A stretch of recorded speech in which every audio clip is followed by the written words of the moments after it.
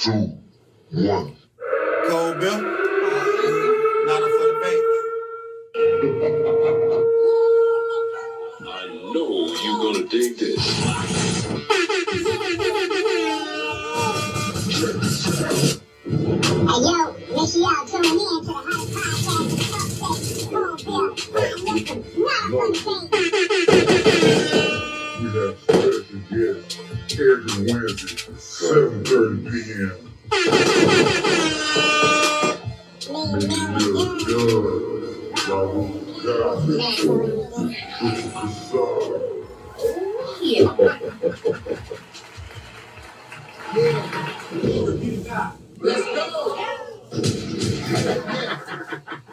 Yo, me and Melody Dunn. Miss So Ambitious. We got a special guest in the motherfucking building. Tell me the name of where you from. It's the fat player, cat LeFlare, DJ extraordinaire. You know what I'm saying? Doing this shit bigger than the mouth.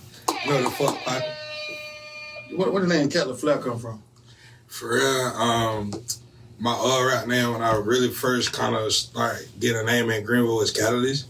Mm-hmm. When I was a kid, doing a lot of teen parties and shit like that. And niggas just called me Cat. They busted down to Cat because couldn't nobody say Catalyst. And then I changed my name a couple times, rap name and shit like that. But I eventually just wound up coming back to Cat because that's what everybody called me. Okay. So I changed it from Catalyst to Cat LeFlare. Everybody just called me Cat most of the time. Where did LeFlare come from? Like Gucci? Yeah. Gucci fan? Big Gucci fan, for sure. Where at? What made you start doing the music though? What got you into it? Really my daddy. Him and his partners used to rap and shit like that. He used to sell clothes and shit. So I just used to be around and see everything going on. So I started kind of fucking with it when I was real small. Shit, bro. Fuck. I made my first beat, I was like 10. I got down and started going to the studio, I was like 12. I've been performing in Greenville since I was like 15, 16. Oh, really? Yeah. So you've been taking it for serious for a long time then? Yeah, but you know what I'm saying? I've been kind of, doing a lot of different things. Like I started off just rapping. Then I went to school for engineering and working in the studio. I worked at a lot of studios around here. I've been running one out of the crib for forever, but now I'm building my own shit. You feel me? I just got a spot and we building it up now. You feel me? We got some of the equipment in there. I'm building the soundproofing panels and shit. So we still kind of getting it together, but I got the location for shit show. Okay, good shit. So what studios you worked at around? Is it Greenville area? Yeah, this shit called Grand South Media that they used to have back in the day on Pleasantburg. And then it was one in the La Plaza where the flea market is. I can't remember the name of that shit, but I was in high school when I worked at both of them. I interned at this shit called City Spin. And then, you know what I'm saying, I went to Middle Tennessee State for engineering and shit. I did a class at Fine Arts Center and shit. I recorded jazz bands and orchestras and shit. Bro, I've been recording niggas since I was a kid, bro. You feel me? Word. But I went to college in Tennessee. I got put out and I came back and finished in Columbia. I did a program in Columbia. How was the experience on that? It was cool, on some weird shit, bro. That we talking about this right before I got here, bro. And Easter and shit with my family. They they give out these little rings to everybody in my family, all the men and women that go to school. If you finish school, if you went to the army, shit like that, they give you a little ring with your initials. Your family do that? Yeah. And they gave my shit today, for real. But I went to school a long time ago, but I ain't go to traditional school, you know what I'm saying? So they was we gonna still recognize that shit pretty much. What made them start that tradition? I couldn't tell you, bro. It's a lot of shit like that with my people. That shit been going on as long as I can remember, you know what I'm saying? All the women, when they turn 16, they get a little necklace and shit. Mm-hmm. I don't know. They just been doing that shit as long as I can remember. So how did that make you feel to actually get your ring today? That was tight. You feel me? I don't feel like I'm doing that special. Like I'm saying, I've been doing this shit since I was so little. It ain't even that something that I really think about doing. You feel me?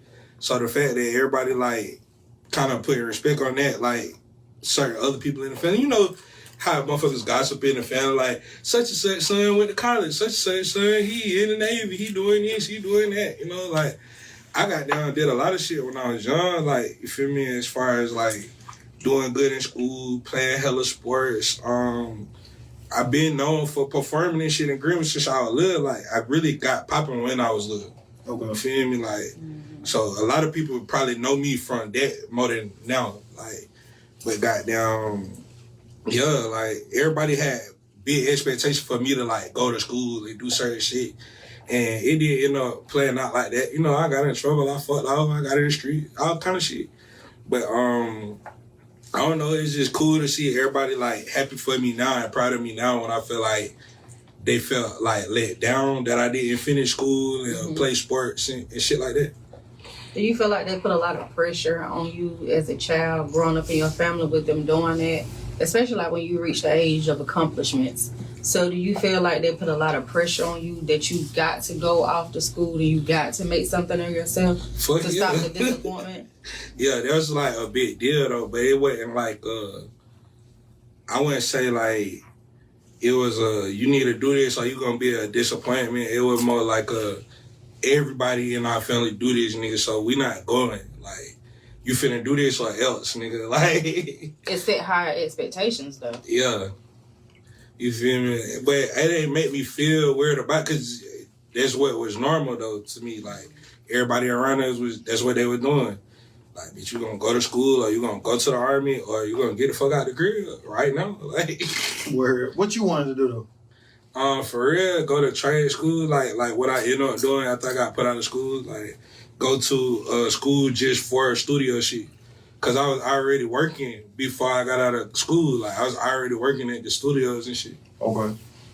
What sports you was good at? Football, bro. I went to jail, man. I played middle linebacker and running back, and before that I went to Greenville High. So like, a lot of folk in the city know me from playing ball and shit. I used to wrestle. I was on a wrestling team for like 3 years. I used to play lacrosse. I was good at lacrosse. A lot of folk don't fuck with it. There's like some white people I shit. know lacrosse, yeah. But I was I think Method Man say he played on that Wu-Tang series. He said he played lacrosse. I could have walked on for that shit in college, but I just kept getting in trouble. Fucking damn. But yeah, I played a lot of sports, bro. I pole vaulted, bro. I learned how to pole vault from a bitch that was in the Olympics. Her name is Sandy Morris. Okay, word. You ain't want to take sports serious, or you just kept fucking up, getting in trouble and shit? It just like the rap shit took off for me so early that I just kind of stopped caring about it. Like, I started caring about sports because I knew like I got hurt and I had to sit out of here.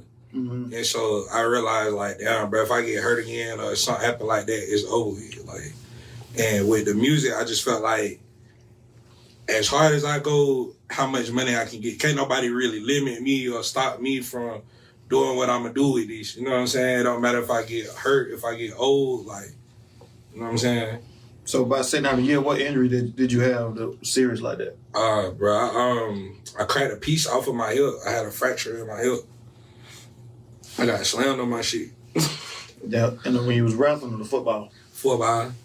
But like in the neighborhood, not in a real game. Like, Word. yeah. So what you think you could, if you could start over, what would your profession be? Profession. I'd be doing the same shit. You still go toward the music? Yeah. You don't think it's more money in the sports? Yeah, it is. I ain't doing this shit for the money. Okay. So it's more of an enjoy, like a passion for you. Yeah, man, for real. Like, I'm living, dying about this shit. You So rather, what? go ahead. Oh, no, you go ahead. Well, So what? I mean, not that I'm saying it's not gonna work, but what if it don't work? Like, do If you it don't have a work, backup plan? I mean, I'm already doing my backup plan. I've been in the studio. I help niggas like, bruh, a lot of my little homies and shit, you feel me? Like, I really kind of turned them up. They the ones in the city throwing the shows and doing a lot of shit now. So it's really more like, I done already kind of shifted gears. Like, it ain't just about me being a rapper. I'm more like help other niggas that rap. Mm-hmm. You feel me? But like, shit, I don't know. It just been coming back around. Like, people starting to check for my music again, and I've been performing. So people starting to ask about what I got going on, but I wasn't never really tripping about like being a star or being popular. I done had my time of doing that shit, bro. Like I'm saying, I was popping when I was a child. Like I was, almost got signed twice in high school. But my daddy just went really down with me missing no school or none of that shit. He wasn't going.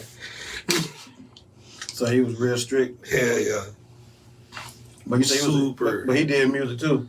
Yeah, I mean, but he more ended up being like the business mind behind like his homies and like the one to kind of make them really buy a building and build a studio and get an LLC and like, you know, really take your shit serious. Let's try to get some money.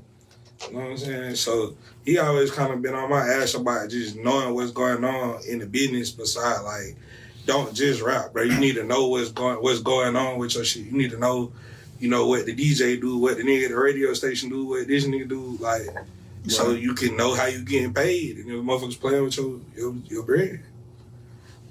Well, I did. So what he said about you now with the music? Do he think you made a good choice? Yeah, like they was there when I got the little ring and shit. Big ring, man. Big ring. For sure, I left my shit. So is it like a ring that you put on your finger, or? Yeah, I wear the shows. I just left that shit coming here, bro. I'm tweaking. I grabbed a whole bunch of plates and snacks and shit and left my shit. So you gotta put some on your So stomach. you left the most important thing. No. Or was the food the most important? You did. Okay. Wow. The nourishment was important. Okay. So what album? You working on a new album or? Yeah. I got this shit called Live from the G. Really, I was hoping to have it out by the time I came back to sit with y'all, because it been done. Okay. You feel me? But with me building the studio and getting approved for the goddamn location and everything, it just cost me a lot of money. Right. So goddamn, it kind of got pushed back because I'm paying for hosting. I'm about to do it with DJ Trapaholics. Okay. Mm-hmm. So, you know what I'm saying? That's going to cost me a little something. Nothing too crazy. But, yeah, this shit should be out by sometime. Like, I'm going to say by, like, June type shit. June, July, it'll be out there. So who do the production on your album? Me and the bros. Like, only niggas I know mostly, I got, like, 2 beats from some young niggas on the internet. One named Cookie Man Media or something. Shot like a video game streamer, but he made beats. And the other young niggas, I can't remember their name right now, I'm drawing a blank. But everybody else that made the beats on my album, you feel me? Like, they be around this. I know them personally. Like, we close, or I did it myself. You know what I'm saying? So, shit, my dog Pirates did a lot of beats. That's on I did a good chunk of my shit. I got like 19 songs. I know I did probably like 6 or 7. Pirates got about 3 or 4. Butler, OG Butler, he got like 2 on my nigga Dreddy Beats on there like 2 times. RX Brainstorm, he a nigga from Atlanta that got a lot of shit going on. He on freaking, yeah, that's really it, bro. Like mostly like I'm saying, the close homies, the bros, like it's just me, Dreddy, Pirates, and some Butlers mostly. Okay. You know what I'm saying? There's a couple other niggas snuck a beat or 2 in there. So how many songs you got on the whole album? 19. You did say 19 damn songs. That's a lot of damn songs. Do you think you should have did 2 albums instead of doing one with 19 on it? So I thought about it, bro, and then when I kept fucking with the order, it made sense. Like, it just made sense to leave it alone, like, when I got to a certain point. Like, we kept changing shit, and we're like, nah, leave it right there. You know what I mean? So, that's how it look. So how long your songs is mostly? Shit. The whole thing is less than an hour. It's like 50 minutes. Cause nowadays people got a short attention span. So if you got like more than 10 songs on there, that might just stop and just start scanning through. They might. My attention span is very short. I'm knowing. I'm aware of these. I think that's the benefit of a long ass project at this point in the game. It's like, yeah, a motherfucker gonna know that somebody gonna skim through this shit if they see more than a certain amount of songs. I think the hope at that point is it's something for everybody on there. Yeah, it is like that. Like, motherfucker, it's a lot of different kind of shit depending on what you listen to. So some people gonna like certain ones, some people gonna like other ones. You know what I'm saying? But I feel like even though it's long, I guess for nowadays project, cause I ain't dropped a project in so long, it was really more for the niggas that already rock me. Right. You know what I'm saying? Like, for the people that already been tapped in with my shit, that been checking for my shit, they're like, damn, bro, you ain't dropped in a minute. Like, we need something, you feel me? Like, that's why it's so long, bro. Like, cause I ain't dropped in a minute and I wanted to, like, I guess really talk about all the shit that went on from the last shit I dropped to now. Right. You see what I'm saying? So, yeah, I don't know. It is long, but we just listened to that shit earlier, bro. Do it feel long? Nah, it was a breeze for real. You feel me? Nigga was dancing, nigga was jigging, like, it don't feel long. Like, you see what I'm saying? So when is your studio gonna open? I'm hoping by like August. Like, we got the building. I got some of the equipment. I got 3 rooms. So one room, I got it completely furnished. I got everything I need. The other 2 rooms, I'm still buying the equipment, and I'm in the process of building all the soundproof panels. Mm-hmm. I originally had somebody else doing that for me, but it's been like a month now, and they ain't told me that they bought the lumber, they started, they did shit. So I keep checking, like, what's up? What's the status? Where we at? They ain't telling me shit. So I just went to learn how to do it, bro. I'm finna go build them bitches myself. Well, I can dig it. So you brought with you. Tell me then where you from. I go by the name of Shamar Wanye. I'm born and raised in Greenville, South Carolina. Rapper extraordinaire. This nigga really walked down shit rapping. Like, I ain't trying to cut you off again, but like, so you don't hype yourself up, I'ma hype you up. You get what I'm doing? My boy can't rap, like, flat out. I don't give a fuck who you talking about. They can't rap rather than bruh. I promise you. I'm putting it out right now. Like, and I can rap. You see what I'm saying? But I don't do what bruh do. Like, this is some old school, traditional, lyrical, you know what I mean? Andre 3000 type shit going on. Like, the nigga rapping for real. Like, So what inspired you? What you say you got like old school style? You know what what inspired you, like, in the industry? I mean, off top, the greatest group of all time, and I mean across genres, is Outkast. Both of those men, Big Boy and Andre Benjamin. Which one you gravitate towards? Both of them, because I come from a single mom household, so for me, rap music was like having a bunch of cool ass uncles and shit to put you on game. Mm-hmm. Outkast to me was like the best of both worlds. It's like I was always an introvert, so like having 3 Stacks was like having somebody voice the introverted thoughts or whatever. But I always thought Big Boy was the coolest nigga on the planet, and the flows was ridiculous, and I was like learning a lot of shit from both of them. So you say Big Boy the coolest nigga on the planet? Coolest motherfucker, cooler than a polar bear's toenails. So what album made you start being an Outkast fan? Aquemini.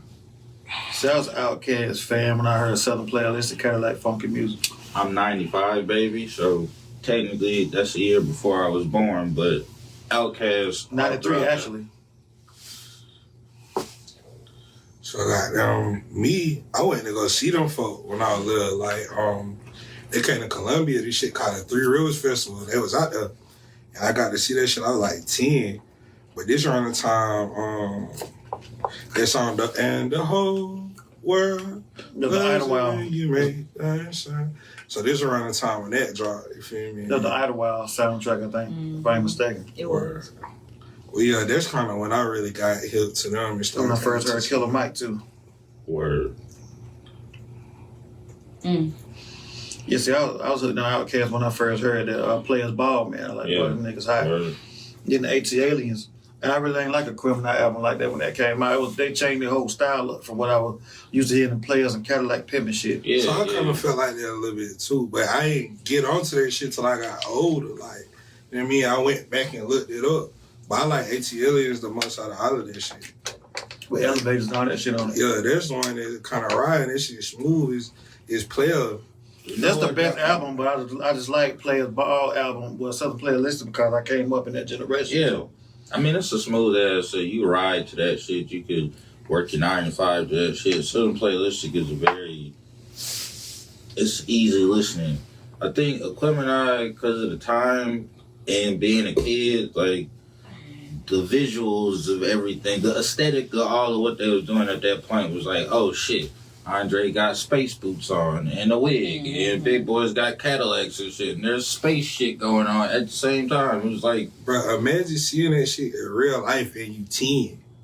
Like, that nigga was a movie, bro. I thought that nigga was the coolest shit, bro. Like, shit, by the time Miss Jackson and Bombs Over Baghdad came out and shit like that, I was like, yo, these niggas those was my superstars. I'm like, shit, the B.O.B. video alone was like, all them colors, and they had a choir and a band and some more shit. That was like, I ain't never seen no shit like that before. So I was kind of old Outkast when they came out with it until they came out with the whole world again. Like, oh, they getting it back then. Yeah.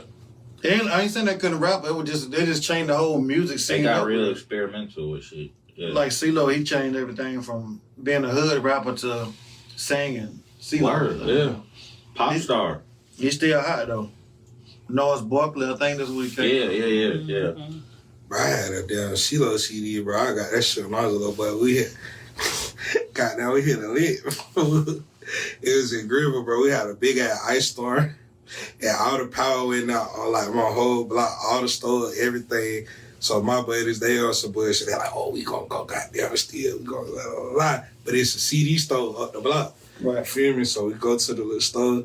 Goddamn nigga that told their ass up, boy. Like, fucking, the nigga caught down. I got me the little CeeLo with him and Danger Mouse. This shit called A Mouse and a Man. And got down. No, that was ML Doom and Danger Mouse. I had CeeLo and Danger Mouse. He on that shit though. He on that bitch. Yeah, Okay. He's on the song. But I had like the CeeLo at that time. It was like a collab album, but it was before the crazy shit. Again, he also was on a Danger Mouse, had a album with some rappers or whatever, and CeeLo was on like the single for that shit. I just remember having those shits when I was young. I had a lot of I had CeeLo Green and Soul Machine. I had like, bro, I would listen to all kind of shit, bro. Like I had the Talib Kweli shit, Quality, fucking Kanye, the early Kanye shit. See, Talib Kweli, that was a group called Black Star, him and Mos Def. My daddy used to listen to Black Star. Kweli and Hot Tech, they had some gas up. Yeah. Internal Reflection. That shit was gas. Yeah. Yeah, my parents young, bro. So like, my daddy was playing hella rap, and my mama like rock music and shit. How old your pops is? Shit. Well, he probably 50 now. So he would put you on a lot of hip hop then. He 50. Yeah. So what he was listening to back in the day? My daddy is a big KRS nigga, bro. Like, I hate that shit. BDP. Why you don't like that? I don't know, bro. It's just because I grew up hearing it and it's boring, but it's like crazy, positive and educational shit. Not everything. I get it. You know, I fuck with look, I'm not going to disrespect KRS because I like. You heard South Bronx and all that shit. So, yeah, that's the ones. Like, I like when he was young, he was turned. You feel me? Like, Street KRS. but, like, I ain't going to never, like, not KRS that they can rap, but just my daddy played it so much growing up, bro. You know what I'm saying? I'd be like, damn, I want to hear that shit. Like, that shit was dope, man. How old is your mom? That's my era. 50? They both 50. They had me, like, coming out of high school. Like, they just graduated type shit. Yeah, that's my era. KRS One out of shit. My era, man. I fuck with this shit. So what else you grew up listening to besides Outkast? Shit, I'm same boat as bruh. My mom had me when she was 19 and shit. So that's like 1995. So whatever the fuck was. Matter of fact, what I can say is my mom had every damn Mary J. Blige album. And I can for sure say up into, what's that one? Whatever album, the song with I'm Fine, whatever that one was, that was like the last, every album from day one to that album. I'll take a shot, man, for hip hop. I heard all of them Mary J. Blige albums. And Beyonce up until the Sasha Fierce shit, like all the Beyonce shit from my mom. But she was also like, whenever Get Rich or Die Trying came out, like, she bought that album, but she bought them shits for the singles. When she played that shit, she was like, it's hella gangster for me. Here you go, son. Cold Bill? Hey. Yeah, you gotta say the thing, bro. That's the...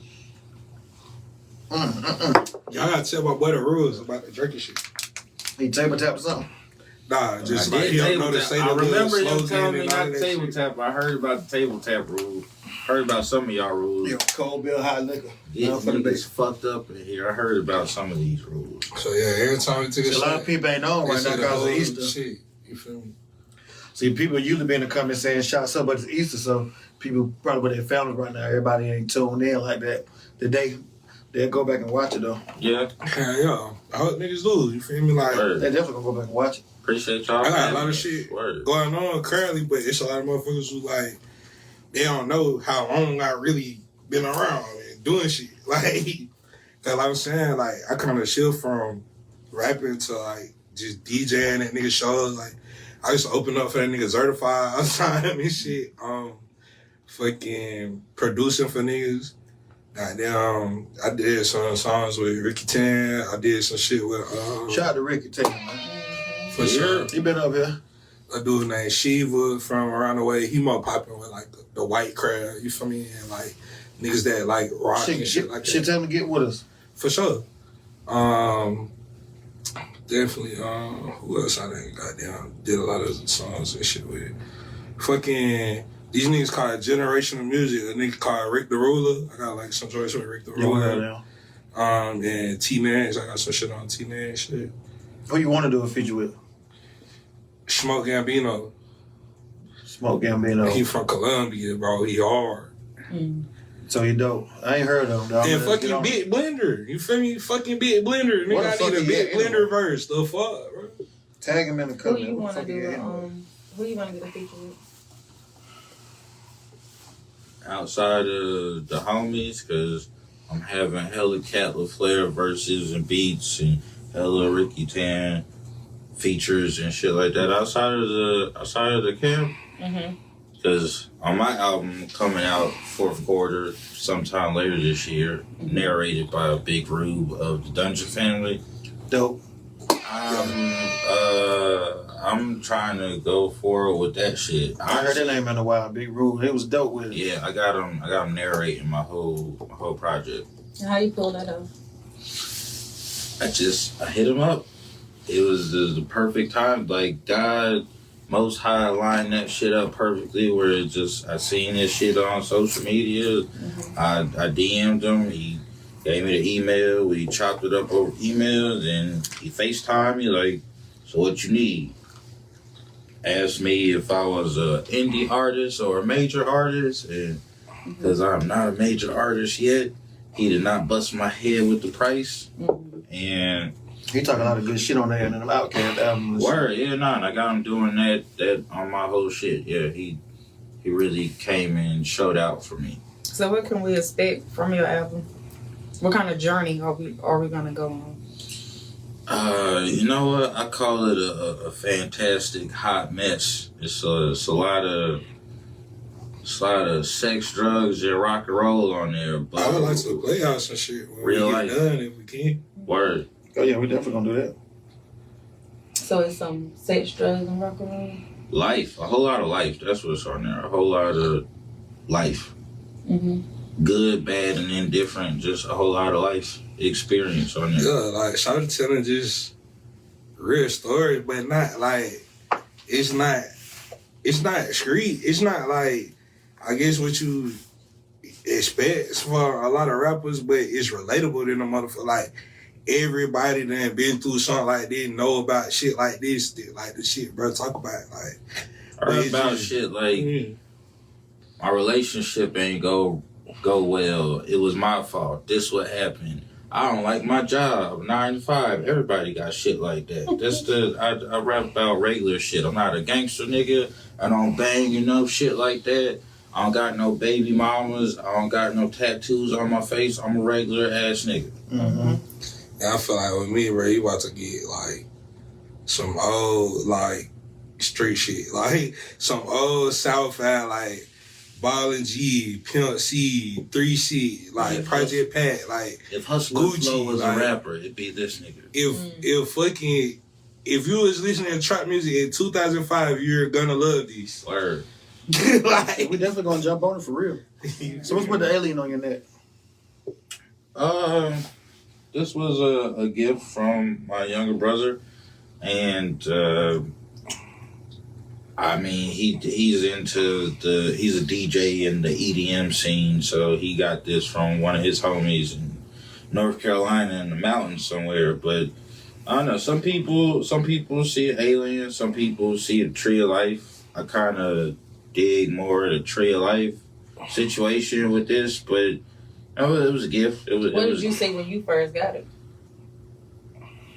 I seen both. I mean, when bro gave it to me, he kind of gave it to me as an alien, but somebody was also there at the same time and was like, it also looks like a tree of life. And as I've gone out into the world since then, like, different people see different things. Like, some people see the alien, some people see a tree. It just depends on the person. Oh, yeah. And I kind of...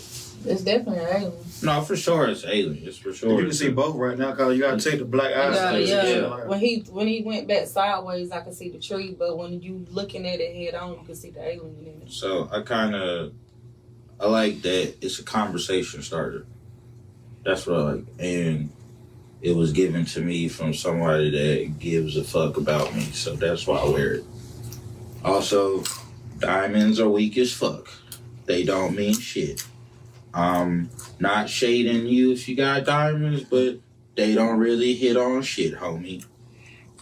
I don't know. I see a lot of fake shit going on. You can't clone these jury, like, as far as motherfuckers in the city and their rappers. So you gotta fake it till you make it. Because rap is more image now than lyrical stuff. I'm just gonna stay down and get. I'm gonna cry till I'm about. You know what I'm saying? I'm gonna get the gold. We gonna work our way up to the little.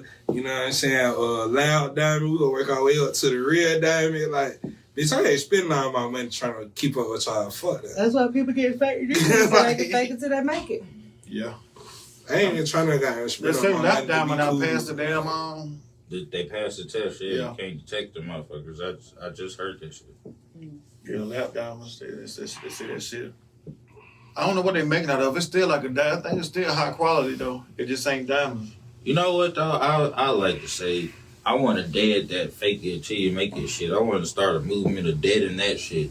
That's kind of where I'm at with it, bro. Be who the fuck you are and get to where you going. Don't fucking try to portray some shit that you don't got yet. But that's easier for you to say. But when you go into, you know, like when it comes to record labels and stuff like that, a lot of them do kind of look at the image of things. I know. So you gotta look like a rapper, and most of the time. So I understand. Yeah. So like they don't really too much. I mean, they go by the music, but they also go by the image. And if you don't look like a rapper, it's easy for you to get overlooked. But I understand that, but like I'm saying, I'm not in the business of like, I don't gotta do this shit for money.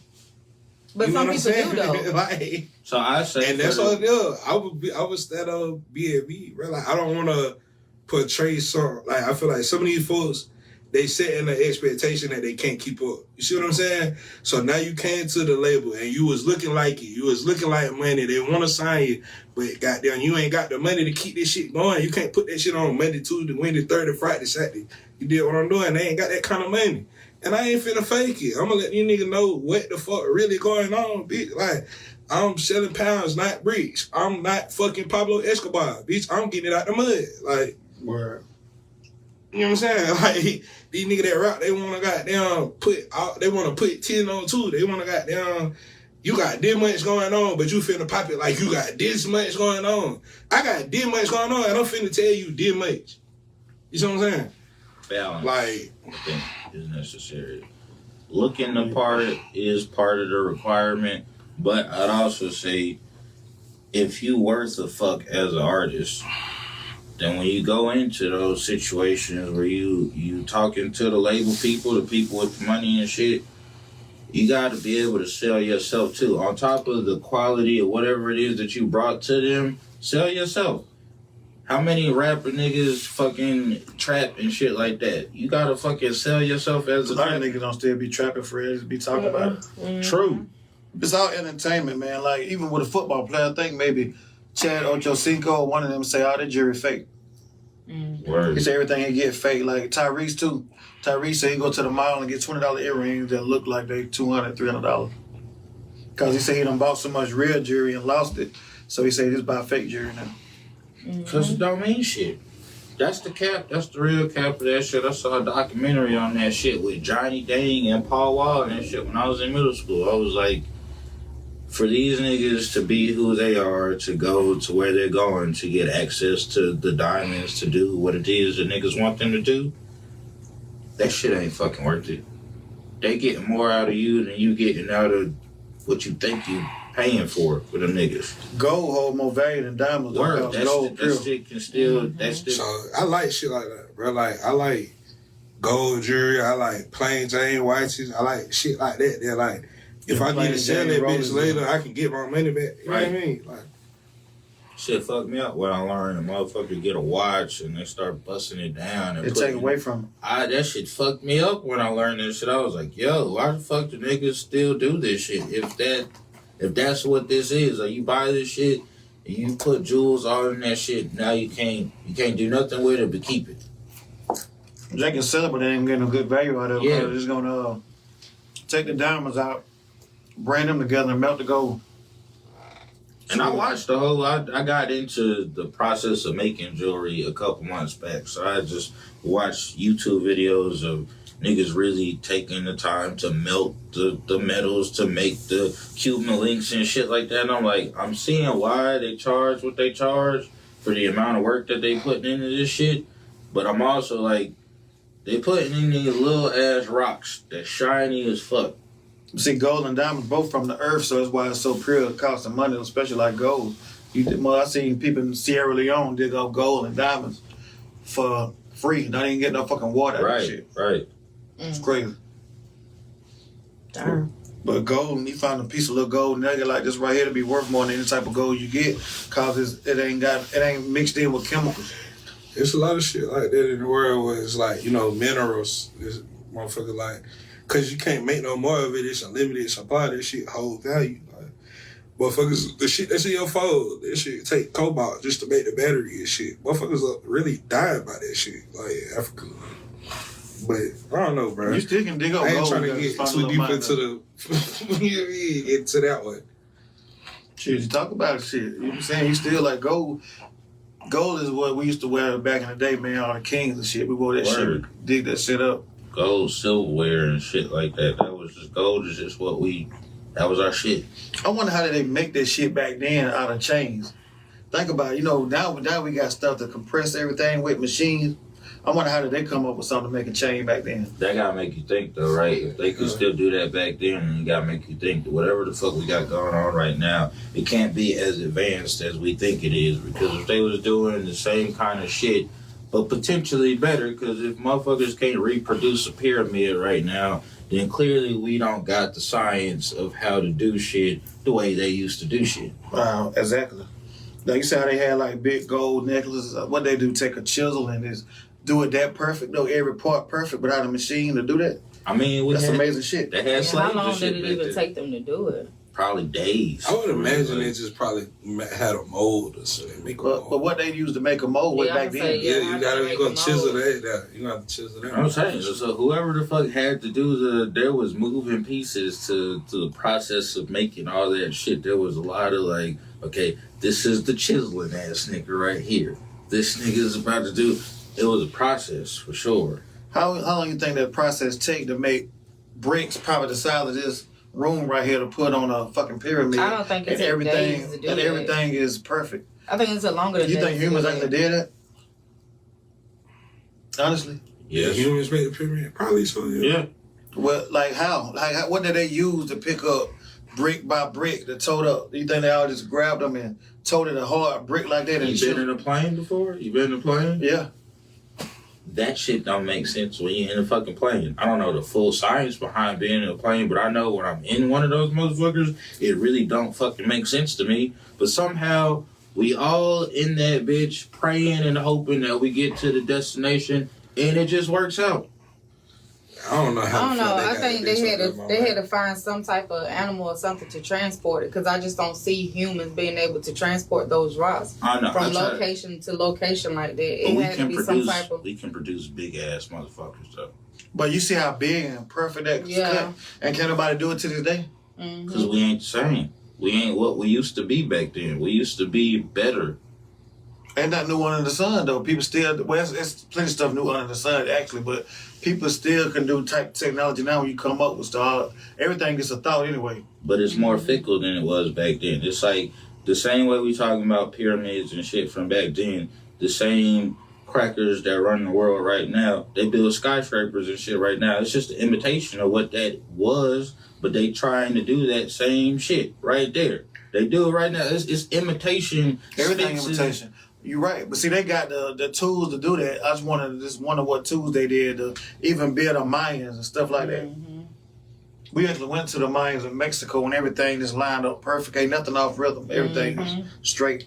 I seen a pyramid in Georgia in the 2000s.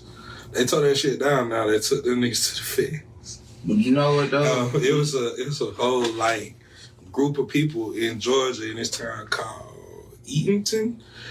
Small town. Yeah, for sure. I'm talking about Dr. York, bro. Oh, what? You feel me? That's where I'm going. But Malachi York. For shit show. My dad was a big Dr. York head ass nigga. He's super militant and shit.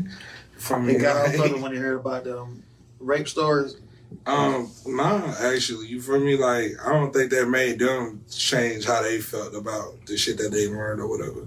I grew up like reading them books and shit like that. But yeah, other religious books like. I don't know, my grandparents was Christian, but my parents wasn't, and they told me to, like, study all that shit and pick for myself. So, you feel me? Like, I grew up with that shit, with all them books in the house. But, yeah, bro, we went to the town where Dr. York and them was one time. Like, my aunt, like, she used to make all type of skincare shit. You gotta take a shot, you keep on damn bourbon and shit. She really embraced the beer. But, I already know. But yeah, pour me a shot. But yeah, we went down there.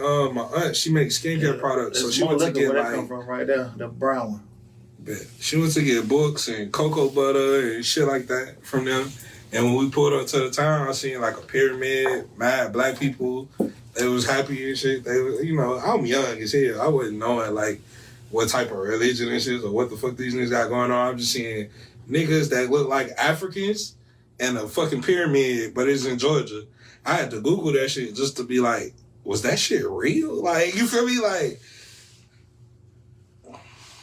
yeah, they said let's say Egypt was America first. Like, you go back and look at so much history and stuff and research.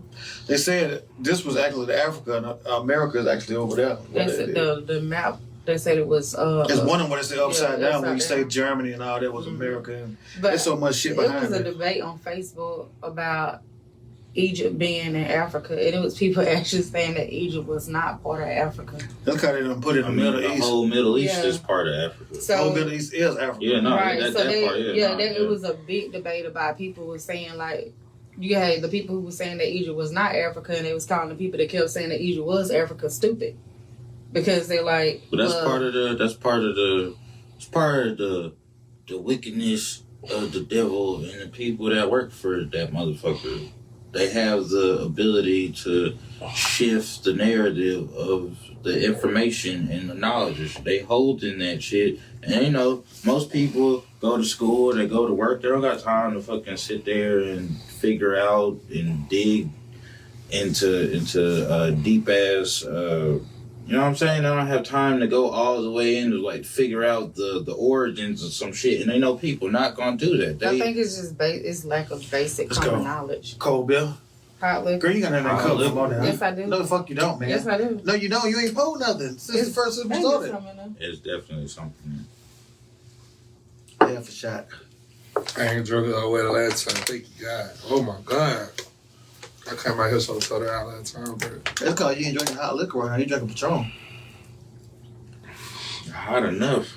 And they ain't telling I got to dry again. They ain't saying take shots. Everybody, it's Easter, so everybody with their family. So, which is crazy because if people think they believe in the Bible and shit, Easter ain't got nothing to do with it. You know what I'm saying? They can't be doing that shit if you think you. First, they don't know, and they're not gonna never look into it or research it because. But it's right there though. That's the ill shit apart about the people that control all of this shit. They understand that the information there. You could easily look this shit up for yourself. They just know you're not about to do that shit. And the people that do that shit, They could easily be like, the niggas is crazy. What the fuck? What are they talking about? Egypt and shit? The niggas are wild. Motherfucker, you gotta go to work on Monday. What are they talking about? They good about that.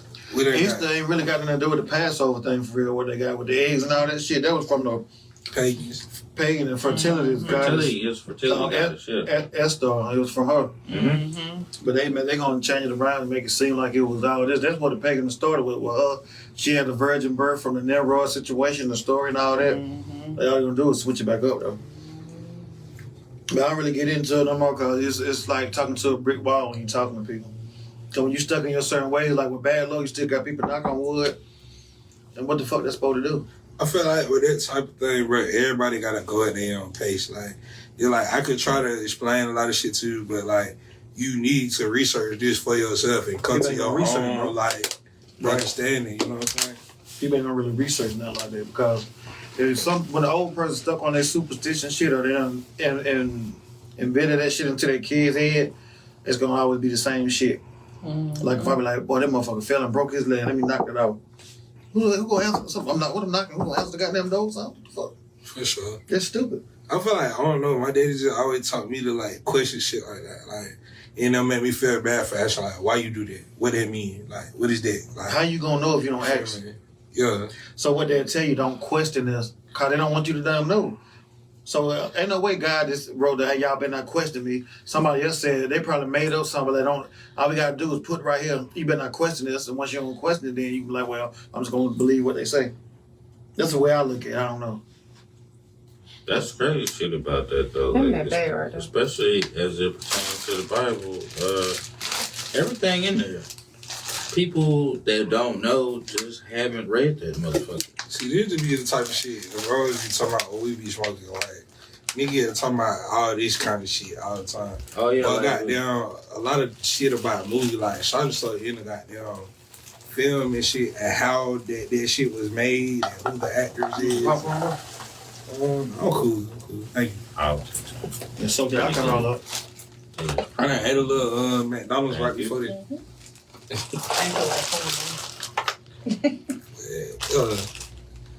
We don't know. Them be the type of conversation we be having when they be smoking in this fight. Like, okay, I got one of my. I got another podcast I'm doing, 25-minute segment called "What If and How Do You Know." Make sure y'all jump on that soon. Word.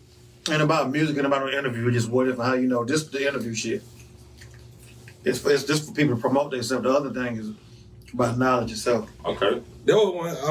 I like that about this podcast though. I see y'all not just tapping in with rappers. Y'all tapping in with the folks that got businesses and shit like that around here. You know, I think that's tight. Like, yeah, this podcast was made for the people. When me and Raru dropped it was for knowledge for the people. Then we start having guests for everybody to have a voice that don't get heard.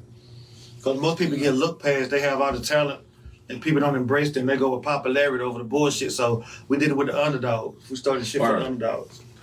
Bro, shit, I never really, like, I mean, being popular is cool, bro, but, like, I'm a hustler, bro. I'm trying to make bread, bro. I don't give a fuck about me and seeing or none of that. You know what I mean? Like, that ain't even really my whole thing. Like, you know, some of my homies, like I'm saying, like, Ricky Tan, he, like, I guess, the face out of Icon. Everybody knows Shawty, you know what I mean? Star blood. But everybody who really been in this shit and been in the mix of, like, rapping and been around all the parties that we got them through and been in, you know what I mean? Everybody know who I am, bro. Like, that's really in the mix and involved with music or shit, bro, sports or just in the street, bro. Nigga know me, bro. Like, hey, you know what I mean? Like,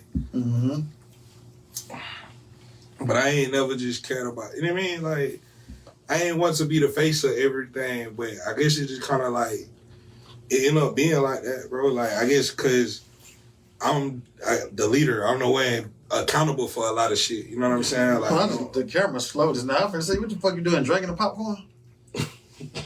No. I just didn't feel like getting my hands dirty. My bad, bro. I just looked over here like, what the fuck is she doing? I didn't feel like getting my hands dirty. Drinking the goddamn popcorn. Nah, I didn't feel like getting my hands dirty, though. I don't know if y'all got none. I took half a shot, so I'm gonna finish. Yeah, I already took my shit. I mean, well, I gotta get another one. Yeah. Oh, what? We about out of Patron. Fuck it, I'm gonna do that. We're gonna do the hot liquor. Gotta take Try the not top to get off. too drunk before I get up out of here. You gotta get too drunk. You gotta dry. Oh, where my hands on? I ain't want to get my hands dirty. That popcorn be stuck in your hands, so. No, I just looked on the thing and said, what the hell, sis doing? I know we ain't got no lemonade. I thought you was trying to take your shot by pouring it down. Look, I said, damn, she drinking the popcorn? Yeah. While we on here though, I do want to promote some shit that we got going on too. Go ahead. Got the Ricky Tan album out right now. I hosted that shit. Mm-hmm. My dog Prada 2 times, Prada 2XX. Y'all can look him on all the platforms. I hosted his album, that shit out. It's called Greenville Rats Club. That shit. Gas. That's like for the young crew. They're for like all the young niggas that shout out like they like the Playboy Cardi and Future and Thug and Uzi, like them, you know what I mean? The real modern type of sound, like Shawty's that win, bro. Like he the win. But yeah, fucking we got them out. We just had a show at this shit called Melon Barn, and we got 2 more coming up at Melon Barn. May 10th. Goddamn, my dog RIP. That's one of the cats that I record a lot of his music, but he produced his own shit. You feel me? RIP, Shamar, Ricky Tan, they all performing May the 10th at Melon Barn. And July the 10th is me and Ricky Tan at some rock bands. I don't want to like fuck up nobody's name. I don't know them guys' name. But yeah, bro, we pretty much been doing a lot of shit at this spot called Melon Barn in Greer. It's a farm. It's like an actual barn. And that's where we be having a lot of shows at. It's right by the racetrack and shit. You feel me? A lot of I guess the rock and roll crowd, that's where they be at. The young niggas that skateboard, all that shit. Prada, he big in the skate community. My homie Naeem, the one that gave him the necklace, he a DJ. He go by I Mean. And he fucking do a lot of EDM shit, but he big in the skateboard community. He skate and shit. I mean, Yeah. like, I mean, Yeah. I'm about to say that. I'm damn near like my name. But, yeah. Let me Just hear. make sure we plug some of the shit that we got going on while we here. Yeah, make sure it's always plugged and tapped in with cold. Yeah, hot liquor. Let me hear. Fuck the beat. Let me hear one of y'all spit something real quick. Acapella. Some y'all done wrote. I want him to go. You gotta. Put that popcorn there first. Yeah.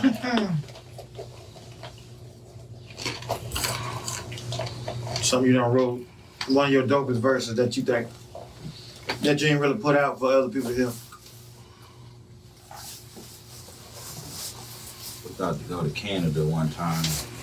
Let's go. I'm about to pull the scripts out right now. Oh shit, my phone over there. Hey, bro, you hand me my phone? Yeah, I'm going to Canada right now. Oh, Lord, you about to go off the phone? You about to go drink? Damn right, Go what drink? it's 2025. We ain't pretending like niggas just be freestyling for real. Like, niggas don't do that shit for real. That don't be happening. Niggas already have verses prepared and shit. We love Black Thought. That one that went viral on Funk Flex, he wrote that shit. It was already wrote down. Don't nobody freestyle. That shit is You can tell when somebody freestyle, they gonna mention everything that's around them and put everything together. right there in the moment. If Yeah. if it ain't in the moment, right, they didn't do it on the spot. There's something they done wrote in their head, whether it's on paper or not, it's wrote in your head. If they ain't Ain't that's what recorded, Papoose be doing? A lot of rappers do that. Jay-Z right in their head. Big most right in their head. rappers do that shit. That's That's not a talent though. That's not a talent. This is right in your head. People think that's talented. Yeah, no, that's just you choosing to not write on the. Bro, do that shit, bro. I write my shit like the young niggas do now. Like what I be seeing them do, they just do it line for line for line. They just record that shit. They think of a line, drop that shit right on there. Think of another line, put that shit on there, and piece it together like You just that. punch in with it. Yeah. But people think, man, like they're like Jay-Z and Biggie, boy, they write everything in their head. But back in the day, that's really not talent. You just came up with something like, I done did it before when I used to rap. I wrote my whole single gangster music. I just wrote this shit in my head. Ain't no talent today. You just say something, remember it. And you just put it to a beat. Yeah, for sure. If you practice that shit out loud a couple times, you should. You know what I mean? And if you got the beat back in the day, you take it, you rewind it back on every part you gonna goddamn say, every note you gonna hit. I used to rap, so I rap. We had the tapes and shit. You rewind it, say a verse, rewind it, say something, put it out together. So I used to watch niggas do that, like when I was little. Like, that's what I'm saying. See, my daddy don't do that. But by the time when I started recording, bro, everything was already on the computer for real. You see, when I was doing music, everything was they was doing the shit on MPCs and shit like that. Then I heard other niggas doing on the computer on Fruity Loops. Right. So that's how I learned. You feel me? Yeah. But that's what I remember seeing niggas do that shit when I was little. Like, and be like, damn, like, what is that? That's crazy. Like, I started DJing before I really did anything, bro.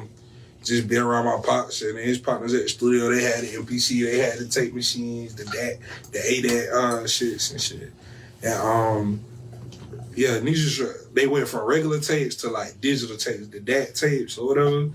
And fucking the nigga that my dad used to be at his crib and they used to cook up at his crib, he had all the MPCs and everything. And they also had the Tritons where they could make had like the piano sound with the Tritons that could make the big song back in the day. Yeah. That was dope. I like shit like that still. Like, but I use the rack version.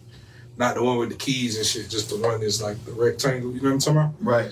But fucking my pops and them used to have that shit back in the day, and I used to be this dude named Dave Blackhouse, and he gave me a turntable and a mixer when I was like 10, 11. And, you know, he let me make a beat on the MPC or whatever, burn me a copy of it. I took it around the hood like, look, y'all, I made a beat, whatever. Fucking, I got my little turntable and my mixer. He was like, if you buy another turntable, you can DJ. Right. So the kind of turntables I had wasn't really good for that shit. You know what I mean? I had like the ones just really for listening to shit at home. And I saved up some bread, and there was a store called, I think it's called Sam Ash or Sam Goody or some shit. And it was in a mall in Columbia. It was called Sam Goody. Sam Goody. Yeah. Okay, boom.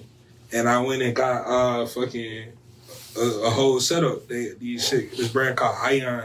They had like a DJ set, 2 turntables, a mixer, some headphones, a mic for like, the store was closing. So I got that shit for like $250.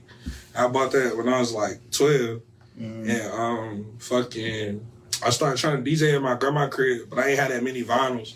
I had like Gucci Man, So Icy, Cassidy, I'm a Hustler, Missy, 1 Minute Man.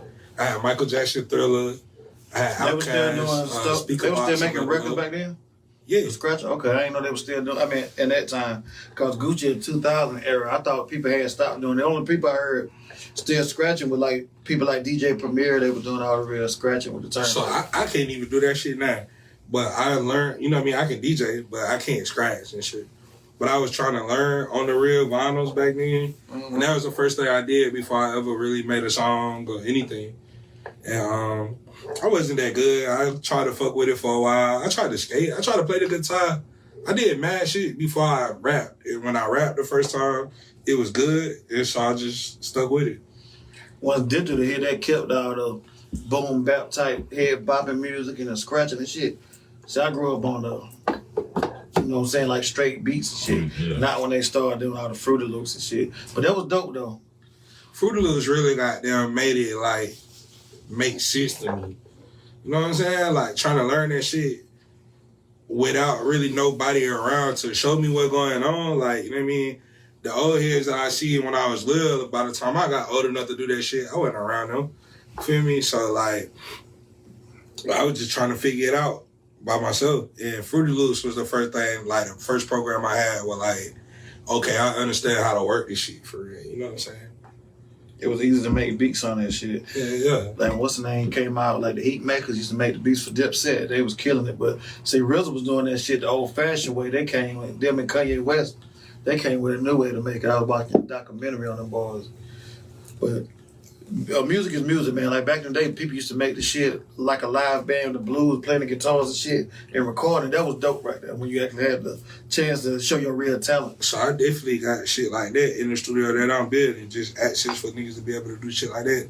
We got a piano in there already. We finna get a drum set and bass guitar. You know what I'm saying? And a lot of the homies that be with us, the nigga that made all the beats for Ricky Tan album, bro, is like a famous, like, not famous, but I guess, you know, to a certain degree, famous guitar player. Like, he done played with a lot of other cats that's known. And, like, my dog Justin Johnson, he played the horn with this nigga Marcus King. Marcus King got a Grammy. He from Greenville. Okay, shout out. Big white boy. But Janae said shots up. Yeah, I saw that. That's why I had pulled up. I was waiting on them to get right. I got on. You might well drink the brown now like we doing. Hey man, I heard about that brown. Yeah, if I got to drink, you got to drink. See, only reason I don't drink brown because I be having gout, so that's why I buy white liquor to try to You gonna stop. try to guilt trip me with the gout right Yes. here? That shit is wild. Yeah, I am. Look at this bottle right here. This shit look like a demon gonna pop out of this bitch right here. Look at this. The old one got the skeleton on it. Show them the old bottle. The real I ain't bottle. wrong. I ain't. All right. Take the top off. It's broke. Show them the bottle, sis. I'll get it in a minute. And this is whiskey, yeah? Yeah, good whiskey.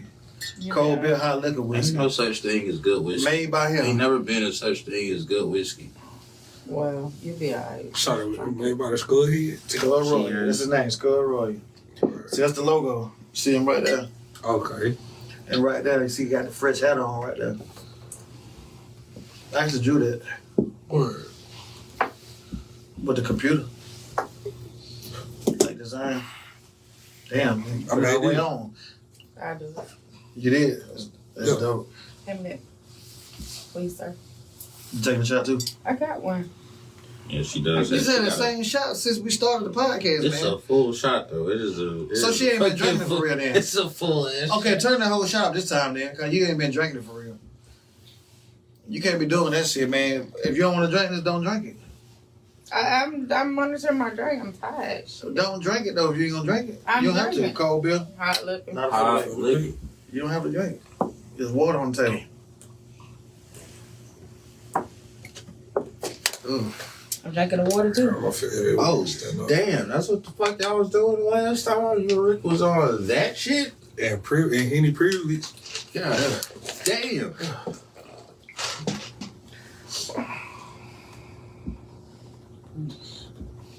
So go ahead with your rap. See what you got. All right. Oh, fuck yeah.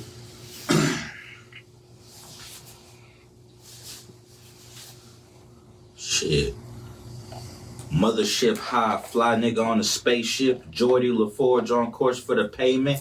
Pay him. Bobby Womack to the dangers. Let him Sam Cook. I'm a crook with your ladies. Lately, been feeling what I'm spilling, what I'm saying. Therapy to booth when the truth been ablaze. Nigga walk through the fire, refined in the flame. Call me Damien. I'm weighing the pain when it's major. Last Boy Scout in the South with the flavor. Hear me go, feel me flow, naughty by nature. Trench in the trenches, fixed with the flavor. Other people property, how to be a player. Counting Bill Bellamy's and counting all haters. Satan work hard, but I know I got a savior. Never save a whole silly rabbit, wanna save him. Love lockdown, keep my heart in the safe where it's safest. Davy Love Jones in a basement. Basic bitches only get it when you're famous. Love a limelight, living life on the pages. Posted on timeline, posting it, claiming. Lined up with line stick, it's time for a changing. Demon and tyrants and giants, I'm slaying. Future king with a dream, nigga, I'm slaying. That shit was dope. And you were hitting them punchlines off the top. You came in saying, goddamn, with the Sam Cooke and Bobby Womack when Bobby took the lady from Sam and shit. So, nah, hold up. We gotta talk about this shit. We gotta talk about this shit. No, we gotta do it, gang. Fuck it. We gotta do it because you here. Hell yeah. I'm glad you said that shit. So, look, that's a big thing between the... Oh, fuck. This messy. RP to my dog, Trap Phone, bro. When our homies passed, and bro, fuck this bitch. But not, you feel me? It wasn't knowingly the bitch had been trying to fuck, bro. Like, you feel me? Like, it wasn't on purpose. But niggas started calling my boy Bobby Womack because of that shit. I know. They was like, oh, you hit her with the Bobby Womack and Sam Cook. You fuck, bro, bitch. But, yeah. So what made you put that in the song, though? I mean, Because it happened. That was real. I'm not trying to. And I caught that shit first hand. I'm not trying to be a role model for nobody. I'm not trying to be a superhero for nobody. I'm just a nigga who was given a gift from the Most High to tell my story. Good, bad, or indifferent. I ain't gonna be great all the time in the stories I tell. What I'm gonna say about this though, you say he fucked his bitch. If you could fuck somebody else's bitch, it ain't they bitch. So look, bro, that's what I'm saying. It wasn't even knowingly, bro. They wasn't together no more. We're not. Bro, work with the girl. We cool through mutual friends, you feel me? He don't be around, bro. He didn't even know so him what's and the dude going weren't on. friends. I mean, like loosely, We That was were like- we were cordial. Yeah. We were very cordial. it's with like each other. there's more. You know what I mean? Me and one of my other partners, that's our dog. Like you know what I mean? But like my older he cousin, fuck with him. That was my older cousin's homie. You feel me? And that, the way I'm older, my age now, the way I look at shit, if we hang together and you fuck my bitch or whatever, I ain't finna get mad about it You because shouldn't. the reason why I'm not gonna get mad because that damn this girl ain't even really fuck with me like that. She wanna fuck my own boy the whole time. So bro passed away, so it wasn't like he was tripping. It was really everybody else kind of like Everybody bringing else it up. tripping Yeah, about it. like bro, how you gonna do that? La, la, la, la. Because to be fair, I was respectful of the fact that they had what they had. How long he was dead before you slid? A day, Come on. but it was short. So, like, wait, it hold was- on. Wait, hold on. She hold was on. on it, Hold on, bro. hold on. Wait a minute. So they were living together, but they weren't together. Mhm. I was shooting the cover for my album, narrated by Big Rude. I was shooting that cover, and she just so happens to have an OnlyFans account, and what I needed for my cover was very risque, and I hit her up because it was clear she had an OnlyFans. So I And was this just was like, the day after he died? no. This This is still, before that shit. he's still alive. They're not together at this point. Mm-hmm. And I made sure they weren't, I asked questions. I did all the things that you should do, Mm-hmm. but it wasn't like I'm just asking her to do some shit just to do it. It was a gig. I paid her. She was a paid model that day. She had an OnlyFans account. She does risque content, and what I needed from my cover required risque shit. And she was willing to do that shit. So when we had our day to film and everything, she let me know. Like, we both had the sidebar of, did you tell him about today? No, I didn't tell him about today. I didn't tell him about today. So y'all didn't have sex then? No, not So while then he he was. died. So we I don't even were. think bro knew yet. So we were entertaining. After we had our initial shoot or whatever, we started to talk and entertain one another. And I mean, bro was aware of the fact that we were talking to each other. He talked to Pyrex and was like, is your cousin talking to my, so that happened before or whatever. And again, like I said, they wasn't together at the time. And So we gonna get to the part okay, so how did he die? He killed himself. He killed himself. And then you slid the day after the man killed himself? yeah, it did. Damn. Would you- Savage. It's a hard world out here. Why would you, sis, why would you think that's being a savage? I'm just saying, like, I was saying though, I feel like, damn. did you know before you went over there, or did you find out when you went over? Yeah, like, did you know he was dead? Yeah, I know he was dead. Damn. But we was already talking. So the way I get it. the way I looked at it, I was like, we're already talking. So she ain't had no remorse. I'm like not disrespecting David, but like, what else can do to benefit him? And nothing, but I'm saying, like, so you went over there for, like, moral support? Yes, if I'm dead, tell on me, take my money, do What's whatever you want to do. crazy is that she was more so my moral support than I was her moral support. I felt more fucked up about the arrangement that she did. You felt some type of way about it. See, if I was like I used to be, I'd after come she back and had- hunt your ass. So you knew he was dead and you felt some type of way about it, but she didn't. Okay, I'm not gonna lie. I'm a selfish ass nigga. I'm gonna admit that. But when he died, the first thought that came to my head was, me and her already been talking. This Oh is my terrible God. timing right now. Like, you decided to kill yourself while me and her just started talking. Like, niggas is gonna automatically What the hell think to do that. with you though? That's what I'm saying. It had What was nothing the- to do what with was the me, thing but why they niggas say- made it that shit. Like, he did what he did. And Did it he was kill like, himself about her? No, he killed himself about life. He wasn't happy about life. I'm pretty sure she played I a part in feel- it. She played a I part do in it. think so, bro. She definitely played a part in it. Had to. Cause She he did. definitely like was. She the savage. Yeah. She the savage. If you staying in the house with somebody that you know love you or whatever, you never know what the argument could have been before all that shit happening. He Yeah. killed himself, then you go talk to somebody else and go fuck him. The day after then. he killed us, and you know That you girl's a probably played devil, part man. in That's it. a devil girl. So She played if a she part do in it. that to a man like that, I mean, They don't tell them what you do to anybody else. we were not together for clear reasons. It didn't last very long after that. I bet it didn't. If a person do that, it's not gonna last with nobody. A person like that, that's what you call selfish and really a devil with bad energy. So people like that, nothing good gonna never come to them. You know what though? From my experience with her, what I'll say is, from what I know of bro, he just wasn't prepared for that kind of female. She's very she's one of those ladies that she needs an open relationship kind of a situation. Nah, don't be in no relationship. No, I that's not some shit I subscribe to, but I'm saying, like, from what I gathered from my time with her is like, oh, bro was trying to make a hoe a housewife. And she didn't want to be a housewife. You can turn the hoe to a housewife, and sometimes you can't. Reason why I'm saying you can, because a lot of women have done fucked up their reputation and done fucked everything, and then meet the right nigga, they might settle down with them because ain't nobody else want to do that shit because they done hurt their reputation or they was quick to fuck. So you can turn a hoe to a housewife sometimes, and sometimes you can't. But that's one of them things where you gotta be aware of who you're dealing with and okay with.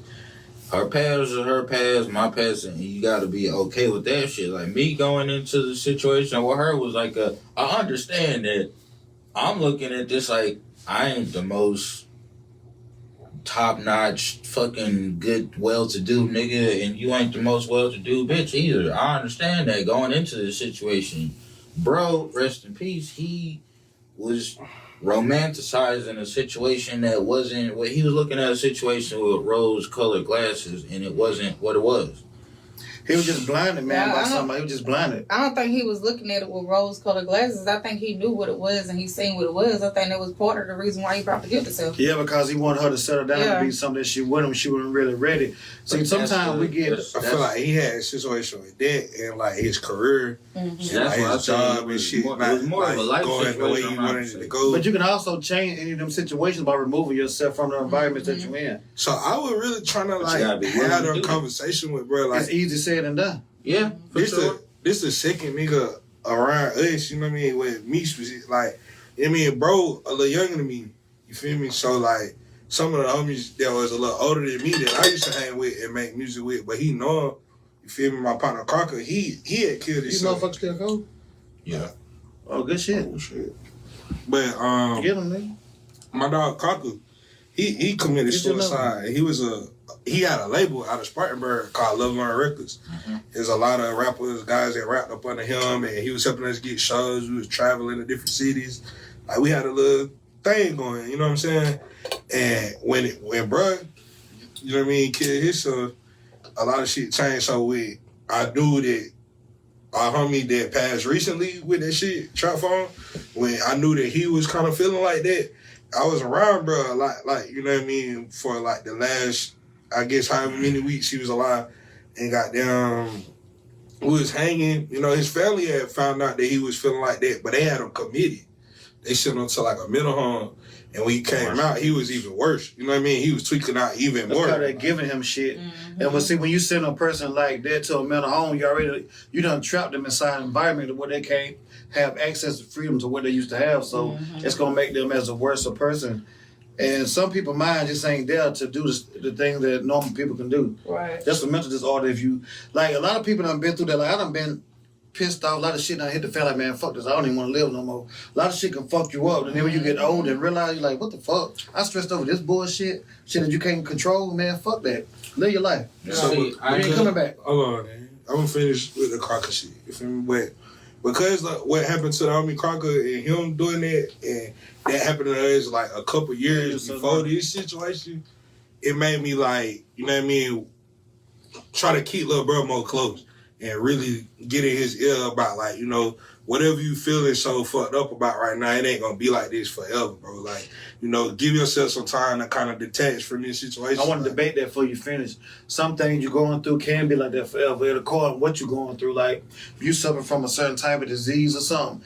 Like, some people in wheelchairs and stuff can't handle that, where they can't walk and shit. Mm-hmm. So we on the outside looking in, trying to talk to them and say, man, everything gonna be all right, but it's not gonna be all right. Because you can't do the same thing that you used to do. Mm-hmm. Yeah, bro, but I feel like, bro, you losing a girl or shit getting fucked up with your career, and you're not going to get the type of life that you thought you was gonna have, like, bro, you'll A be nigga alright, or bitch dog. in a job ain't worth it. You can get them That's what I'm motherfuckers saying. little. Yeah, but some people not strong-minded enough to accept and realize They don't that, accept that because they be like, damn, I don't pour everything into this job, into the relationship, so I don't want to live no more. It's more about that's a acceptance. cowardness way of trying to fix the issue. It's about acceptance, though. Some people, it may be like a coward way to you, but to them, it's not. To them, it's an outing. Like, it's my way out of the situation because they feel like, well, I tried this way, so this way didn't work. And then I done tried this way, and this way didn't work. They probably felt like every way they went was a failure. This because they going to the wrong thing that they want to go by. But they don't got that knowledge. They don't have to the know. knowledge. No, they don't, because they didn't take time out to do it. Once you keep speaking something in your mind or speaking something out loud, a failure of yourself is gonna keep dropping its failure. Mm-hmm. Like if I keep saying, man, this podcast ain't, I don't want to do it no more. It ain't gonna do shit. Right. If y'all keep saying I ain't finna keep rapping, ain't no hope for it. But if you know you trash, whatever, there's other stuff that you can find to do in life. It's other professions that you can do. Some people just be stuck on something. Consistency and still ain't gonna match to what you're trying to do. So I ain't gonna lie, I feel like I was definitely doubting myself and speaking, you know what I mean, certain type of way about this shit. Cold Bill. Hot liquor. Everybody ain't pulled up, but Yeah, we'll do it then. I catch up. Not up for the baby. What a hot liquor. But yeah, I feel like when it comes to Shit. people wanting to commit suicide, it is a mental thing. It's definitely a mental thing, but it also comes with taking this accountability for the things that's going wrong in your life that you feel like you cannot correct. So you got to have that common We sense. just took them shots, Janae. You got to have that common sense to be Their able to turn. know, know what's right and what's wrong. So that's And some my people don't have that. that was my whole shit with the shit, because when it happened, it was the first time in my life that I got a whole lot of flack from people in the streets, like, nigga, you a foul ass nigga. I cannot believe you did that shit. It was the first time that shit had happened to me in my 20s as a young man. That was the first time I was like, oh shit, because I wasn't looking at it as, for one, I didn't know all of what he had going on and shit. I didn't interject into their relationship while they were together. To my understanding at the time, he was aware that she did nude modeling. He still stuck with her. Mm-hmm. He let her stay with him. And they were not together at this point. They weren't together, but he let her stay with him. Man, Do fuck you, that. like, in her mind, was they not together? No, Or they was it just his mind? they were not together. They just were Did not. she confirm that or he confirmed They it? both confirmed it. He was Hit me just one time. letting her stay in his place. The because reason he why I loved say that, because I know as female we can be very Fucked up and fucked up. disrespectful. And so the thing about it is, we will, we know we living with a nigga. Y'all gonna stop putting this And- all the way on? Oh damn! We know we could be living with a nigga, whatever, and we know, Cut your fuck out y'all self. like if this man could be a good man to us, and he could sit there and be like, okay, you know what, I'm gonna let you stay with me till you get yourself together. Yeah, but still, it's a part of us that be on some bullshit to still get that man hope to make you think that it's a possibility that we're gonna get this there is with the him. thing, though. This is the thing with her and that particular, like when we were shooting the album cover or whatever, with the nude shit or whatever. Right. We talked about him because I was feeling like, okay, even though that ain't my closest homeboy, we are familiar enough with each other where I'm like, hey, this is kind of what he cool with this shit. Not like it was a job. It's not like I'm like, hey, just come kick it and fucking pull your titties out and some shit like that. It's like, no, it's a job. I paid her just like I paid the photographer and shit like that. It was a job. no, for sure, shit about business. But with bro, she was telling me the day of the shoot, she's like, we broke up. I'm trying to figure out my next situation where I'm about to stay. But right now, I'm still staying with him because And she told you that the day of the shooting. No, not the day of the shooting, the day that we filmed the day we worked together. Okay. He was still alive at the time. He was... I don't know her, but it sounds like she liked to manipulate. So it sounds like she may have been telling you one thing, but I guarantee you, with them living in that same house together, she was showing him something totally different. She's still sucking that dick. She was still being sexually and I'm medical not- with that man. Because, like, this is my thing. If you're not with somebody and this person just allowing you to stay there to get yourself together, you shouldn't be sleeping in the same bed with this person. You shouldn't even be having sex with this person. It shouldn't be nothing that would make this person feel like y'all have an emotional attachment.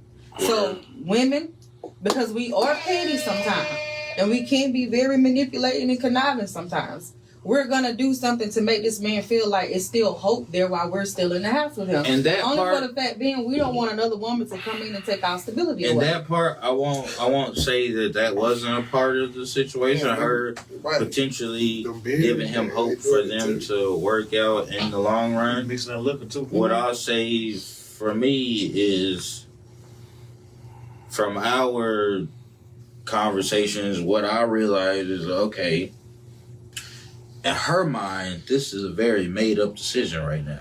Do you think you was dirty? Me? Yeah. Like a motherfucker.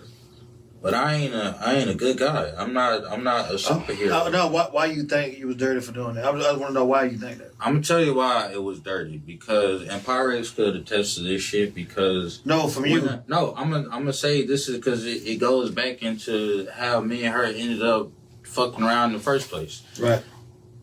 Our homie who offed himself, while they were in a good space and together, he asked me to get her a job where I was working at the time. Dude actually had the one that killed himself. Yeah. And I did, because I was just like, that's the homie. You foul. I was like, that's the homie.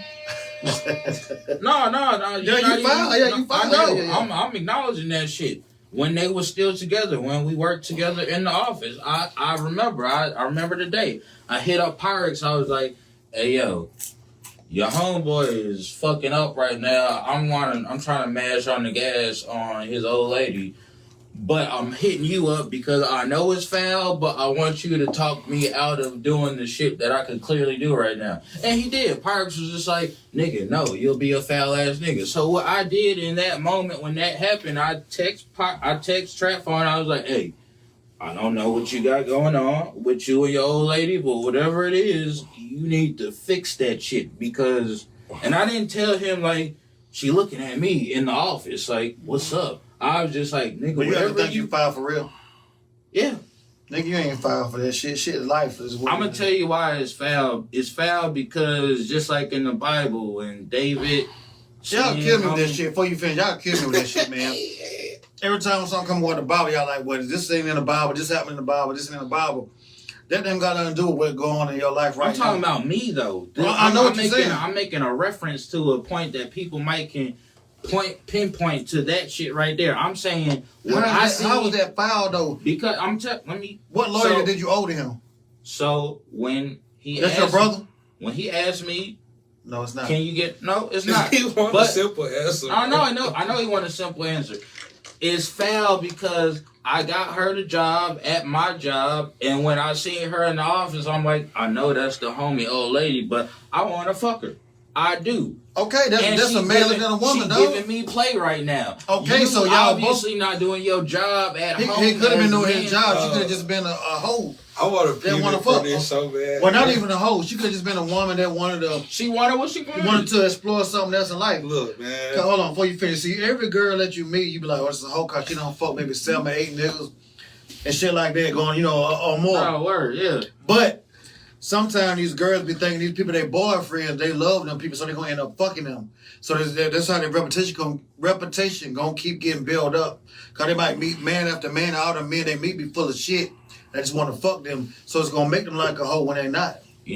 This is why I say it's foul. I don't think you foul. No. I'm gonna tell you why it's foul. I'm saying my opinion. Because he asked her, it's foul because short answer. I'm a strategic nigga. Make a long story short, nigga. I knew what the fuck I wanted. I knew I was gonna fuck your bitch at one point or another. I didn't want to do it. You was already plotting on it. Like a motherfucker. So you really wanted somebody else had, and you got it. That's and how I go. be like that, like a motherfucker. I'm a pirate. So how did you feel when somebody wanted something that you had and got it? I'm a selfish ass nigga. I felt like, where the fuck you going with my shit? That's my shit. Now you foul because you don't like the short. Exactly. Okay. I'm not saying that I'm not. Like if you chilling with your, let's say you got a fine ass old lady you love or like or something. She leave here and she come back to the podcast and start talking to me. Then I fuck her. Then I might say something on the podcast. Then I'm like, you foul ass bitch. What you doing? That's my pussy. My big homie. That's what I'm like. Let's say I'm gonna be And like, that's hey. foul as a motherfucker. I'm saying that with full So you a hater then? That's what it sound like. It sound more like a hater than fact. It sound like a haters hater. ball over here. Yo, Most niggas are. They don't like to admit that shit. So Most look, niggas are. I'm taking it like fuck it. I'm trying to wait. I try to let y'all cook. Fuck that shit. We pivoted, bro. This is where we going. I come up. My big homie is a nigga named Keys Ali from Greenville, bro. And that nigga turned me up with the rap. When I first got off the porch and got popular and started being in the mix, I was with him. And shots on me and you. The way I come up with, bro. No, go ahead. You still talking shit. But the way I come up with, bro. And I'm fine with that. Most niggas ain't fine with it's very frowned upon amongst my friend group to fall out over girls or some money, bro. Like, so, you know what I mean? Like, me and bro, we done had, like, I come up with niggas where, like, we done all fucked around with the same girl at different points in time, nigga. Like, we not taking that shit personal, bro. I'm not about to hold it against you, nigga. Like, if Shawty chose on you, she chose. Like, she a grown-ass woman, bro. Greenville small. Half of us know each other, half of us Get kid. that bitch, nigga. You feel me? Like, fuck. It's one You got two of them. But you gotta ask the question. My point now, before you finish, my point right now, fuck a nigga, fuck a bitch, fuck all this shit. That's what I look at everything now. That's what y'all supposed to be like too. Y'all women supposed to be like, man, fuck a nigga, fuck a bitch, they all come and they go. You got one life to live that motherfucker to your personal way you want to live it. You don't owe nobody in this world no loyalty. You But look here, I don't mind being the bad guy.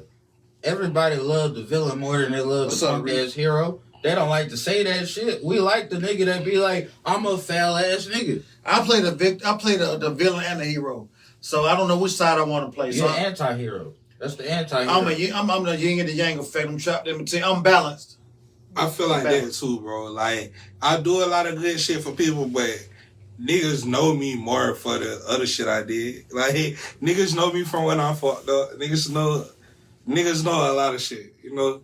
I did a lot of shit. Right now, like, with me right now, like, I don't give a fuck. Like, I could love you to death. Once you cross me or whatever, I know we stand there. It could be something small. Like, I really don't give a fuck about nobody right now. But I love people, like my family members, but I don't give a fuck about it. Once you do something to me, I know you don't give a fuck about me. Oh, yeah. So that's how I look at everybody now. I used to did like, maybe like last year, I look at everybody as I love them to death.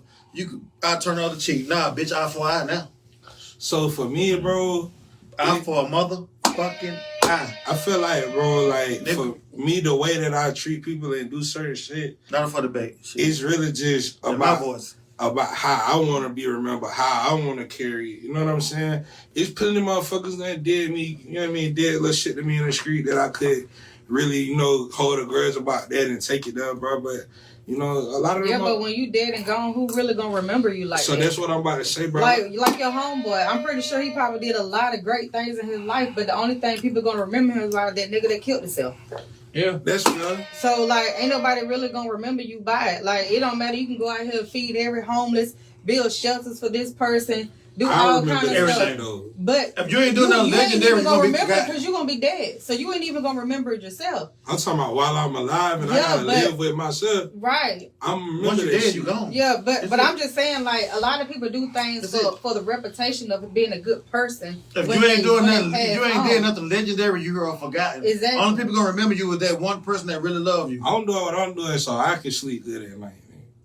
You see what I'm saying? Yeah, you can sleep good at night. It ain't about what nigga know me for. Once you gone, man, people gonna say, well, I miss them, rest in peace. Mm-hmm. It might last for a year or two, because how much somebody love you. They might think about you every now and then, like, damn, I wish you was still here. But after that, you forgot, and life goes on, man. The sun got to come up. I just don't want to die still feeling the type of way about the shit that I did and not at peace. That's why you just take accountability. That's because you might feel guilty about something. That's all you do. You take accountability and move on from it because you can't change it. A lot of shit I have accepted it, but that's why I moved away.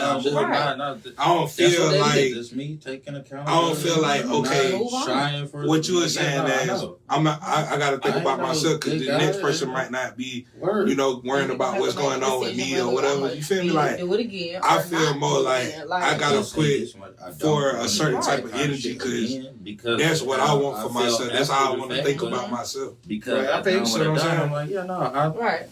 That's just what it is. Yeah, I used to care what people think about me. I've been stopped years ago. Like, something happened to me now, like, they be like, where you want to be buried at? Nigga, I'm dead. I don't know what the fuck, do what the fuck you want to do. Word. So my body ain't my body no more. One of the reasons why I didn't feel bad about how I did what I did is, I'll be back. And we just saw Vontae the other day at the gas station. Trap phone was fucking bro baby mama. I'm like, while bro was See, in everybody the got gang. balance. R.I.P. Trap phone, R.I.P. Crocker, R.I.P. Shy G, R.I.P. Gary Fair, R.I.P. to the bros. I'm not talking about this shit no fucking more. I'm not talking about this shit. We more so talking about me being a foul ass nigga. I'm just like, word, okay, that's what it is. I'm not opposed to going around that fence right there. But at the end of the day, I don't think that's foul. Foul shit to me is if you raping a child or you doing some other type of foul shit like that's dementia. That's when you like killing a kid or somebody that's helpless. That's some whole other shit. That's what I call foul, fucked up. But when you doing normal shit that people gonna do in life, I look at it like, damn, that shit crazy. But when you doing other type of foul shit like that, nigga, I like to see your head cut off. I like to see the worst thing happen to you. But other than that, I don't give a fuck what people do. I had a couple experiences of females that had a nigga in their life that was important that died in some way, shape, or form, and when you with that lady that's had that experience, What's up, Rick? Rick? It's a very different kind of experience. It's like she done had a loved one, an intimate partner that has died. And everybody gonna fucking die. Everybody had an intimate partner that fucking died. Word. So for me, I've always looked at it like, if we all gonna go one day, then not up for debate, Quest. It don't really matter. My name Mean Middle down on the podcast. My name ain't Mean on here now. MINMILLDON. Oh boy. Hey, y'all in the comment, man. What y'all want to talk about? We got to pivot, bro. I swear to God. Now we staying on this for a minute because we got. Because why is it stressing you so bad? You been doing some foul shit or something? I did a lot of shit. Fuck? But why is it stressing you so bad? Because you taking this conversation very personal. Cause, bro, I'm tired of talking about this shit. Like, okay, my bad. I brought it up, but I ain't thought. Yeah, you started. I definitely thought we was gonna touch on this and move on. Like, I mean, it was a touchy. It went into a deep conversation. Cause you started, you stressed it, so we enacted on it. So we would have never known if you didn't get so hype about the verse and bought it up. Okay, that's my fault. I definitely wouldn't have. It never looked. Yeah, so don't try to. So, LeFlare, if you could do something different in your life, what would you do? What would you change? It's so much shit, bro. Name 3 things. Okay, so look, for the most part, everything I did the best I could with the decisions that I made at the time. I know a lot better now than I did then, but you know what I'm saying. For the most part, I don't regret a lot of things, but. If I do regret something, it'd be goddamn selling hoes and beefing with my mama, bro. Straight up. Why would you say you beefed with your mama? Because you didn't like the rules she gave you? Nah, she was on drugs. Cause her decision in life. Yeah. Did you try to why was the beef? Because you tried to fix the decision and she didn't listen, or what the beef come from? Just calling her out about certain things that I had questions about and I didn't agree with, and she'd get real defensive and lash out. And when she lash out, she like to take it far. You know what I'm saying? Like, just say the most crazy shit. My mama done told me she tried to kill me before, and that's a real fact. But she didn't have to tell me that. I was little. I didn't even remember that shit. See, you got to think maybe she was going through some shit, like, real bad. Sometimes drugs can fuck you up. She might have just tried something and hooked up. Like, sometimes you can't fix your issues and your problems and your habits because it wasn't intentionally. Yeah, but I feel like her telling me about her trying to kill me as a child was just to be spiteful. It wasn't no reason she had to tell me that. I would say it's spiteful, but I would say that she was like, damn, I love him. Let me tell him what I really fucking did. So that way you would know what type of person you're dealing with when you're dealing with people in life. Yeah. So she really giving you the ropes to be like, let me tell my son, like, damn, I was on drugs before I done try to kill his ass. So let me tell him, if your own mama try to do it, expect nothing more, nothing less from the rest of the world. That's part of why. I guess why I wanted to get out this subject, bro. The suicide shit is touchy, bro. We got a few homies that died like that. We do too. You see what I'm saying? We do too. Like, nigga, me and my sister, we done try to wanting to kill ourselves before I know the feeling of this shit. See, don't never let that be a touchy subject because that'll show where your mind stand at when it's coming to things. Like, you should be open to have any type of conversation. I used to be like, man, don't talk about that, man. I don't want to talk about it making me weak. Don't play this type of song that's making me weak. Especially the songs. There might be a song come on remind you of something like, man, my grandma died off this song. My mama died off this shit. Double, triple, quadruple down on that shit. So you have to really get your mind to a standpoint where you can like handle any type of conversation coming your way. Well, you could actually sit in an uncomfortable setting and still keep your composure. See, I done been the most uncomfortable. I ain't never do that shit till I had to go to goddamn therapy. Like, that's the first time that was recent. That like a year. Raul the guy, my brother. Hey, Ryan, I know you. Hey, put him up. Put him in the comments one time, nigga. You know how we do it. Take a shot with me. Yeah, you gotta be able to have those those uncomfortable conversations and be able to sit in a room at the same time and keep your composure and stand on your. You got to stand on your truth. So, no matter what the situation say it one more time. You have to stand on your truth. Whether it's gonna make you look bad, whether it's gonna make you look good, whatever the situation is. You got to learn how to stand on your truth and be uncomfortable. Be comfortable while you're uncomfortable. For sure. You know, just like I know. When this shit happened, niggas talk to you personally. They didn't talk to me. They was I'm gonna like, tell y'all. This nigga Wanye is a foul ass nigga. I can't believe he did. Oh man, my fuck god. what they talking about. I'm telling you, that's right. Fuck them. What I'm saying on a couple situation, about. right? A couple years ago, when the podcast was going on, I was finna quit out this shit. It wasn't for Raul the guy, miss her and bitches. I wanted. There was a lot of shit going on in my life of losing everything, losing everybody, starting back from scratch. I like, man, fuck it. I'm finna kill my motherfucking self. I was dead serious about this shit. I like, y'all know what? I'm gonna show y'all everything I'm playing. I flipped the fucking barrel around, Russian roulette with myself, cause I stopped giving a fuck about everything. I call her like, what you doing? So I like, watch this then. I showed her, look, watch this. Boom, boom, 2 bullets dropped in the gun. Pop. Missed the shot. I feel like that's where my mind was at when I used to like rob shit, bro. Like, it was after the homie Crocodile spoke about killed himself. Pull up, nigga. And I just got them. That nigga was the leader, bro. Like, he was the big homie. He was the one that got there, gave us hope with like this music shit and took us on the road and let us stay in his house, let us use his studio for free. Like, you know what I'm saying? Shit like that, bro. So, pull up, nigga. Bro did so much looking out for niggas, bro. Like, when he passed, I just felt like if this nigga couldn't make it, bro, what the fuck am I gonna do? Oh wow! Just because you cutting yourself out. You the way it sounds like you giving this man more credit than you give yourself, and you should never do that. It ain't that now, but that's why it was when it happened. You know what I'm saying? At that time, you gave him more power over you than you gave yourself. This was like my big brother. Like, this is the nigga I come to for a lot of shit. You feel me? This how I learned how to do a lot of the shit that I do now. You feel me? Like, I learned it from bro. Like, how to deal with niggas that I do business with and that look up to me and that's looking to me to be accountable and set an example for them. Feel me? A lot of that shit that I learned how to do it and how to deal with these niggas from bro. You know what I'm saying? I can dig it. And so, goddamn, when that nigga died, bro, like, kind of like what you was saying, bro. I ain't get no fuck what happened to me, bro. I was like, man, I crash out in that bitch right now. Play with me. Like, you know what I'm saying? Like, see, sometimes I still have crash out mentality, but man, going through some shit with this podcast shit, man, with me and them two, we went through a lot of fucking shit together. Man, I was like, fuck everything, man. I could be a real ignorant motherfucker sometimes, you know what I'm saying? But I can be cool, though. See, people always look at, oh, he cool, but then you gotta look at the other side of me that's not cool. Because I'm not cool, but I guess I'm cool.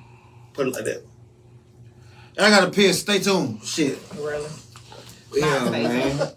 I think I made my peace with Talk your shit, cat. A lot of that shit that done went on now, you know what I'm saying? That's, I guess, why I do a lot of the things I do now. Like I'm saying, with the music shit, for me, it ain't just about money, bro. Like, it's really the joy, the love that I get when I see people, you know what I'm saying, excited about my shit. The love that I get when I got down, get a new client and I know this nigga young, he want to rap, he ain't got that much cheese, but I can give him the quality that he'll go somewhere else and pay $75, $150 an hour for, you know what I mean? I can give this nigga access to something that they normally don't have. You get what I'm doing? Right. And just seeing the confidence that they get on niggas, like the life that they get on niggas, you feel me? They feel so much better about their situation. They don't feel like they gotta resort to doing no janky shit, hitting leaks, doing no wild ass shit like that. You know what I mean? Like, So you really, building the studio to not only help them, but to help you as well. Word, yeah, for sure. It's definitely a big thing for me internally, bro. Just to feel good about the shit that I'm doing with my time every day, bro. Cause you know what I'm saying? I spend so much time, like I'm saying, bro, stealing shit, bro, selling hoes, doing nut ass shit, brother, just to get by. You know what I'm saying? Like just to goddamn pay rent and shit. Yes, sir. You know that. Raru said, now it's time to take what was given and his energy and create and carry it and push you forward through all the circumstances as a man. For the back. How are you? 32, no. You still young. You got a lot of shit. Yeah, definitely got a lot of. You got a lot of life to live, bro. A lot of it. So you stay focused on whatever you're doing with the music and a lot of what Janae say about read Janae shit.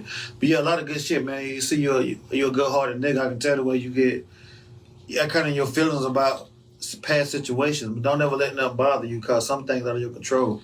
For sure. Alcohol can make you think otherwise. Cause I might go home, listen to some music, and be like, man, fuck this shit, fuck all these motherfuckers. I remember this nigga pushed me down in the first grade. Anything could just come back. You know what I'm saying? For sure.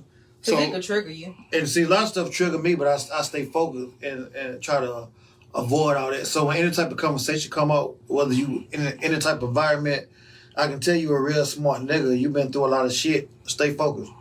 You've been through too much to let a conversation change your mind frame to make you realize like, damn, I don't want to deal with this. To where you uncomfortable. Don't ever get in an uncomfortable situation. Sure. Mm-hmm. Considering the fact that all you've been through, like your story is deep. I really want to dive more into it, but we ain't got time for it. So when you come on the other podcast or come back here, we're going to dive more into it. Because I like your conversation. It reminds me of me, and I like how you still standing strong on it. So don't ever be weak to that. That made you look weak right now because you too strong to take that type of shit. You feel me? Yeah. Run the shot, nigga. What's up? Let's go. You was over there about to pull your little bit of hair that you do got out. Oh, Lord. Hey, not up for debate, Brandon. Cold Bill. He ain't say it with you. Oh, Cold Bill. Not for the bad. I'm pointing at you. You ain't even look. That's how you know we on game. I'm pointing at you. You to tell this nigga to say the rest. Oh yeah, because he did. I'm listening. Hey, Raru, hey, I'm gonna hit you with this Cold Bill. Hot liquor. Not up for debate.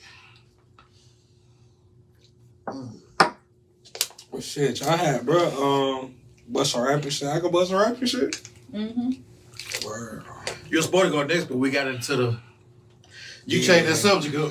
Well, I mean, once you said, I was like, yeah, we gotta talk about that shit now. Like, fucking, Hey, you can't take shits here now. Definitely not. Or throw ups. Shit at this your own nigga house. is a long bathroom ass nigga. But fuck it.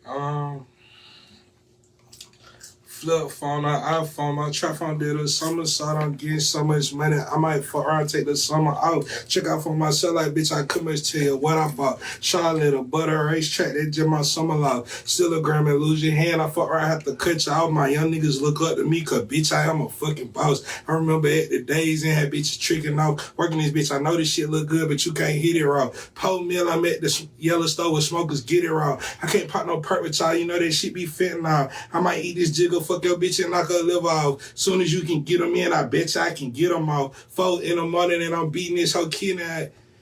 Your bitch on the edge of the bed right now, I'm putting this dick all in her mouth. I been having this shit so much I ain't know we was in the dry. Down there rat got stuck in my pocket for a sec, can't get him out. Last night, nigga hit that bitch and fell off in the wind. Nigga, I bet you a 10, I never caught that bitch again. Nigga be hate like fleas and shit, can't let him underneath his skin. If your ass was pussy once, I never fuck with you again. Nigga ain't my kid, type of nigga I would call a friend. I don't like your ass and we ain't twin, fuck nigga don't call me twin.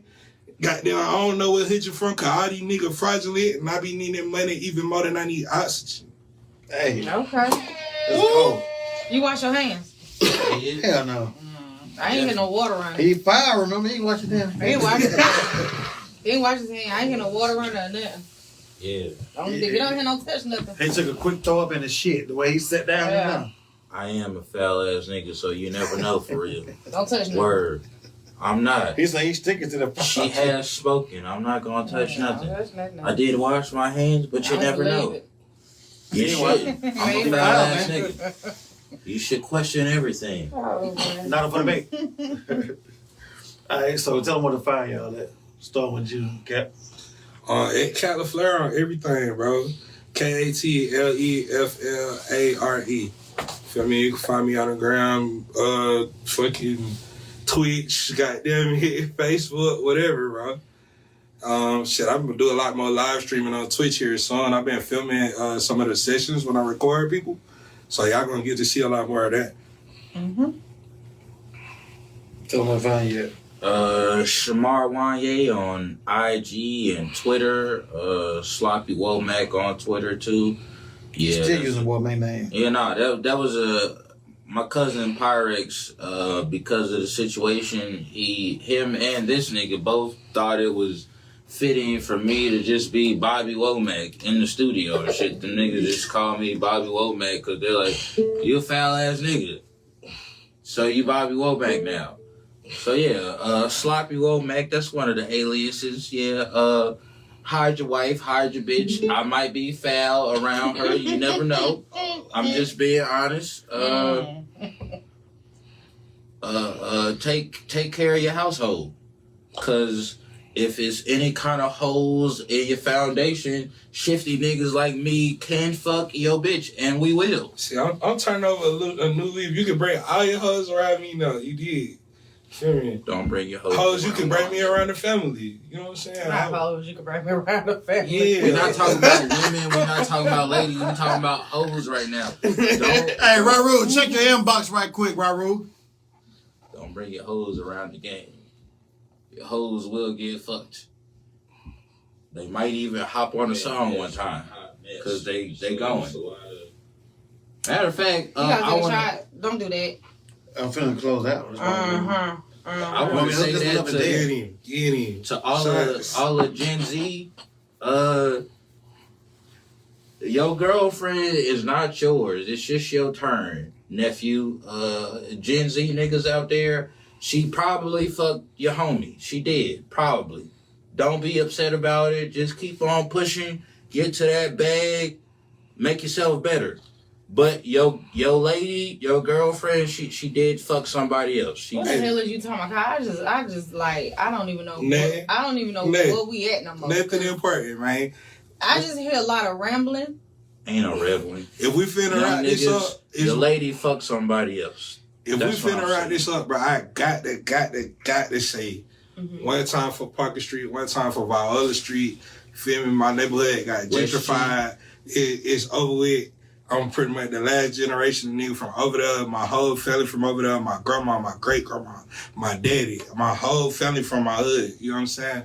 So I'm definitely the nigga pushing this shit for my hood, bro. Parker Street, Viola Street, straight like that, bro. I'm putting that shit on the map. Malacove, I'm putting on for that shit too. Everybody know it's up me, man. Hey. Your wife is cheating on you. Man, shut up. She cheating on you right now. I want you to know that shit. There's a nigga with no money with good dick that's fucking and your didn't lady. wash his hands in the bathroom. At all. He didn't wash his hands at all. He ate a 10-piece nugget from McDonald's, but he fucked your wife. So, Kat, how have your experience been on COVID holidays? Yo, this my second time here, man. I had a great time this time for sure. I had a even crazier time with Ricky Taylor here. We was so goddamn drunk. Oh my God. I don't know how I got these niggas home, bro. Word. Yeah, man. I would recommend it. You know what I'm saying? Anybody in the city, you got you some shit to promote, man. Definitely tap in with these folks, bro. Tap in. They gonna get you lit. You gonna say some shit you probably wasn't expecting to say. How you like the setup? Yeah, it's a vibe. I'm chilling, bro. Yeah, nah, it's official. I gotta smoke some weed. If I could smoke some weed in here, it'd be perfect. Swear to God, it's a 9.5 out of 10. It used to be weed. It'd be a 10 out of 10. Once we get a new building, y'all be able to smoke again. Used to be. She said, ain't none of that shit going on, not in this apartment. Once we get a new building, y'all definitely be able to smoke again. Hey. Go ahead, Ambitious. I also want to say, for young niggas out there, if you die, your baby mama gonna fuck Let him speak. Let him go. She's gonna fuck somebody that you know. Oh, man. When you alive. Shit. As they should. Like, if somebody is deceased, there's no reason for nobody to just sit there. I don't know. The older people used to do it though. When their husband died, them women They stay single till they We die. are not all great grandparents. See, the great grandparents are the real. Yes, we are not all great Y'all ain't shit now. That's why nobody trust y'all. You're right. No more. Ain't none of y'all shit. None of Foul us. ass niggas None of us everywhere. is shit. Now, anyway. Generation I'm change. done shit. Fuck you mean? Now, anyway, what was I supposed to be asking? Nigga, you know the fucking podcast? We just did the closeout question. Nigga, no, we didn't. You gotta Yes, ask them we what they did. feel about you. Oh, hell. Then he got me. I don't know. What the Don't hell? do that. I didn't do that. I didn't do that. Cat, what you Hey, think y'all, about me? y'all gotta done? take, y'all gotta You take fucking some got shots. that These that threw y'all off. Y'all gotta take some shots. What's up acting like that? Goddamn. I did nothing. Hey man, thank you. You welcome me in your shit, bro. Yeah, no, Thank you for so sure, much. You feel yeah. me? That's how I feel. Thank you. Shouts out to the podcast. Shouts out to y'all for having us and doing this in the first place for South Carolina artists to have a place to speak on what they got going on. Shouts Big out to South that. Carolina shit, yeah. I don't even know how the hell we got back to that. What you think about me and Mill Dunn? I fuck with what y'all got going on. I ain't, She asked about me. What you think about me and Mill Dunn? As an individual, as a host. As the CEO and the owner of We Coke know Band. that. Okay. But So you gotta put the rest of that shit in there. Oh, that's Slime to slime, you made me feel very welcome.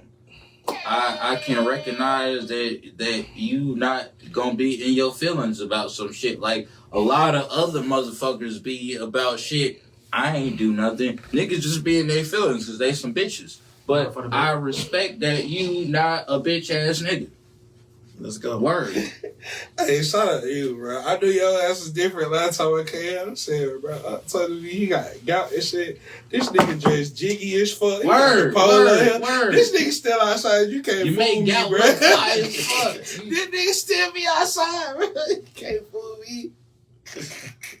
Respect, man. And I gotta come back whenever I drop my project. I gotta come back here for the, Your head gonna fall out big, that motherfucker. you know what I'm saying? Hey, She said, don't come in. I ain't fucking nobody wives currently, but you know, I ain't gonna lie, I done fucked a few wives. anyway, house. what you think about me? What you think about me so ambitious? you're great. I At the house. ain't asked you yet. What you think about me so ambitious? You so nice, and when you got Ricky Chad drunk, he was just about to melt over you. You want to eat your butt? He was off of you. He was off of you. Shout out to Ricky Tab, man. Word, yeah. Shout out to You bro. feel Shout me? out Why gang. not? Ricky A real Tan. player, you feel me? What's next out on all streaming platforms right now? Hosted by your boy. What you think about me, Mr. Man? I appreciate your honesty. You like right now. You like. I can't believe you trying to fuck up bitches' plays I right don't now. even For care being about a, that, honestly. I'm a honest foul nigga. That's what I am. I'm a honest foul nigga. I'm born in She 1995. said, how you feel about her? Right, because She's you going fucking. back. No, I you know need you to focus. He focused. You couldn't even focus a while ago. I need him to focus. You couldn't focus. What you did was Fuck. you pulled up my popcorn. You made sure my drinks was straight. So all that to say, she's amazing. Thank you. She's amazing. My ex-husband said she was amazing. She gonna look at you like you're a foul nigga if you're a foul nigga, but she's amazing. Yeah, that's my little Ex, sister. She do pretty good. I Like, just be looking at So people. you She not said married? X. She did say X. I'm gonna tell Ricky T. Once upon a time. I just bullshit. I swear to God, I just close bullshit. that shot. Damn, we took a shot without everybody there. We'll take a water shot for a shot. I'm gonna say No, we're taking a shot. Fuck it. Come on with it. Half of. Cause I'm hitting the beer. Is that cool? No. Oh, fuck. Not for closeout. If we got to die, then you gonna die too? Shit. We don't want like that. Shit.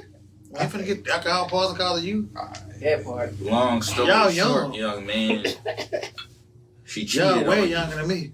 She Man, if cheated you on don't you for shut sure. up. No, I agree with him, man. I ain't talking about. I'm just. We is done with this cheating. It's okay. conversation. It's okay that she fucked your homeboy. Don't Somebody be a choke it bitch off. ass nigga about it. She did.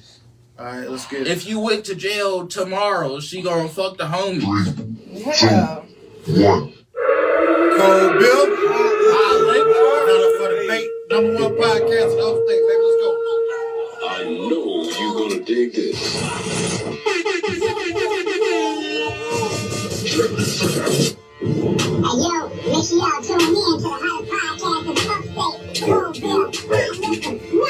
We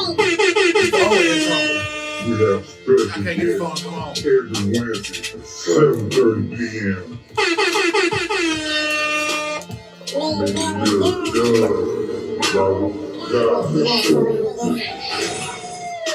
Birds.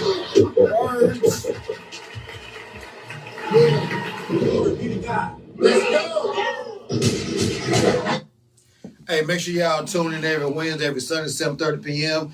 Catch us April 24th. We're live with Carisha in Atlanta with Jazzy Faye and Pastor Troy. Love y'all. Peace. Wearing condoms. Not all time.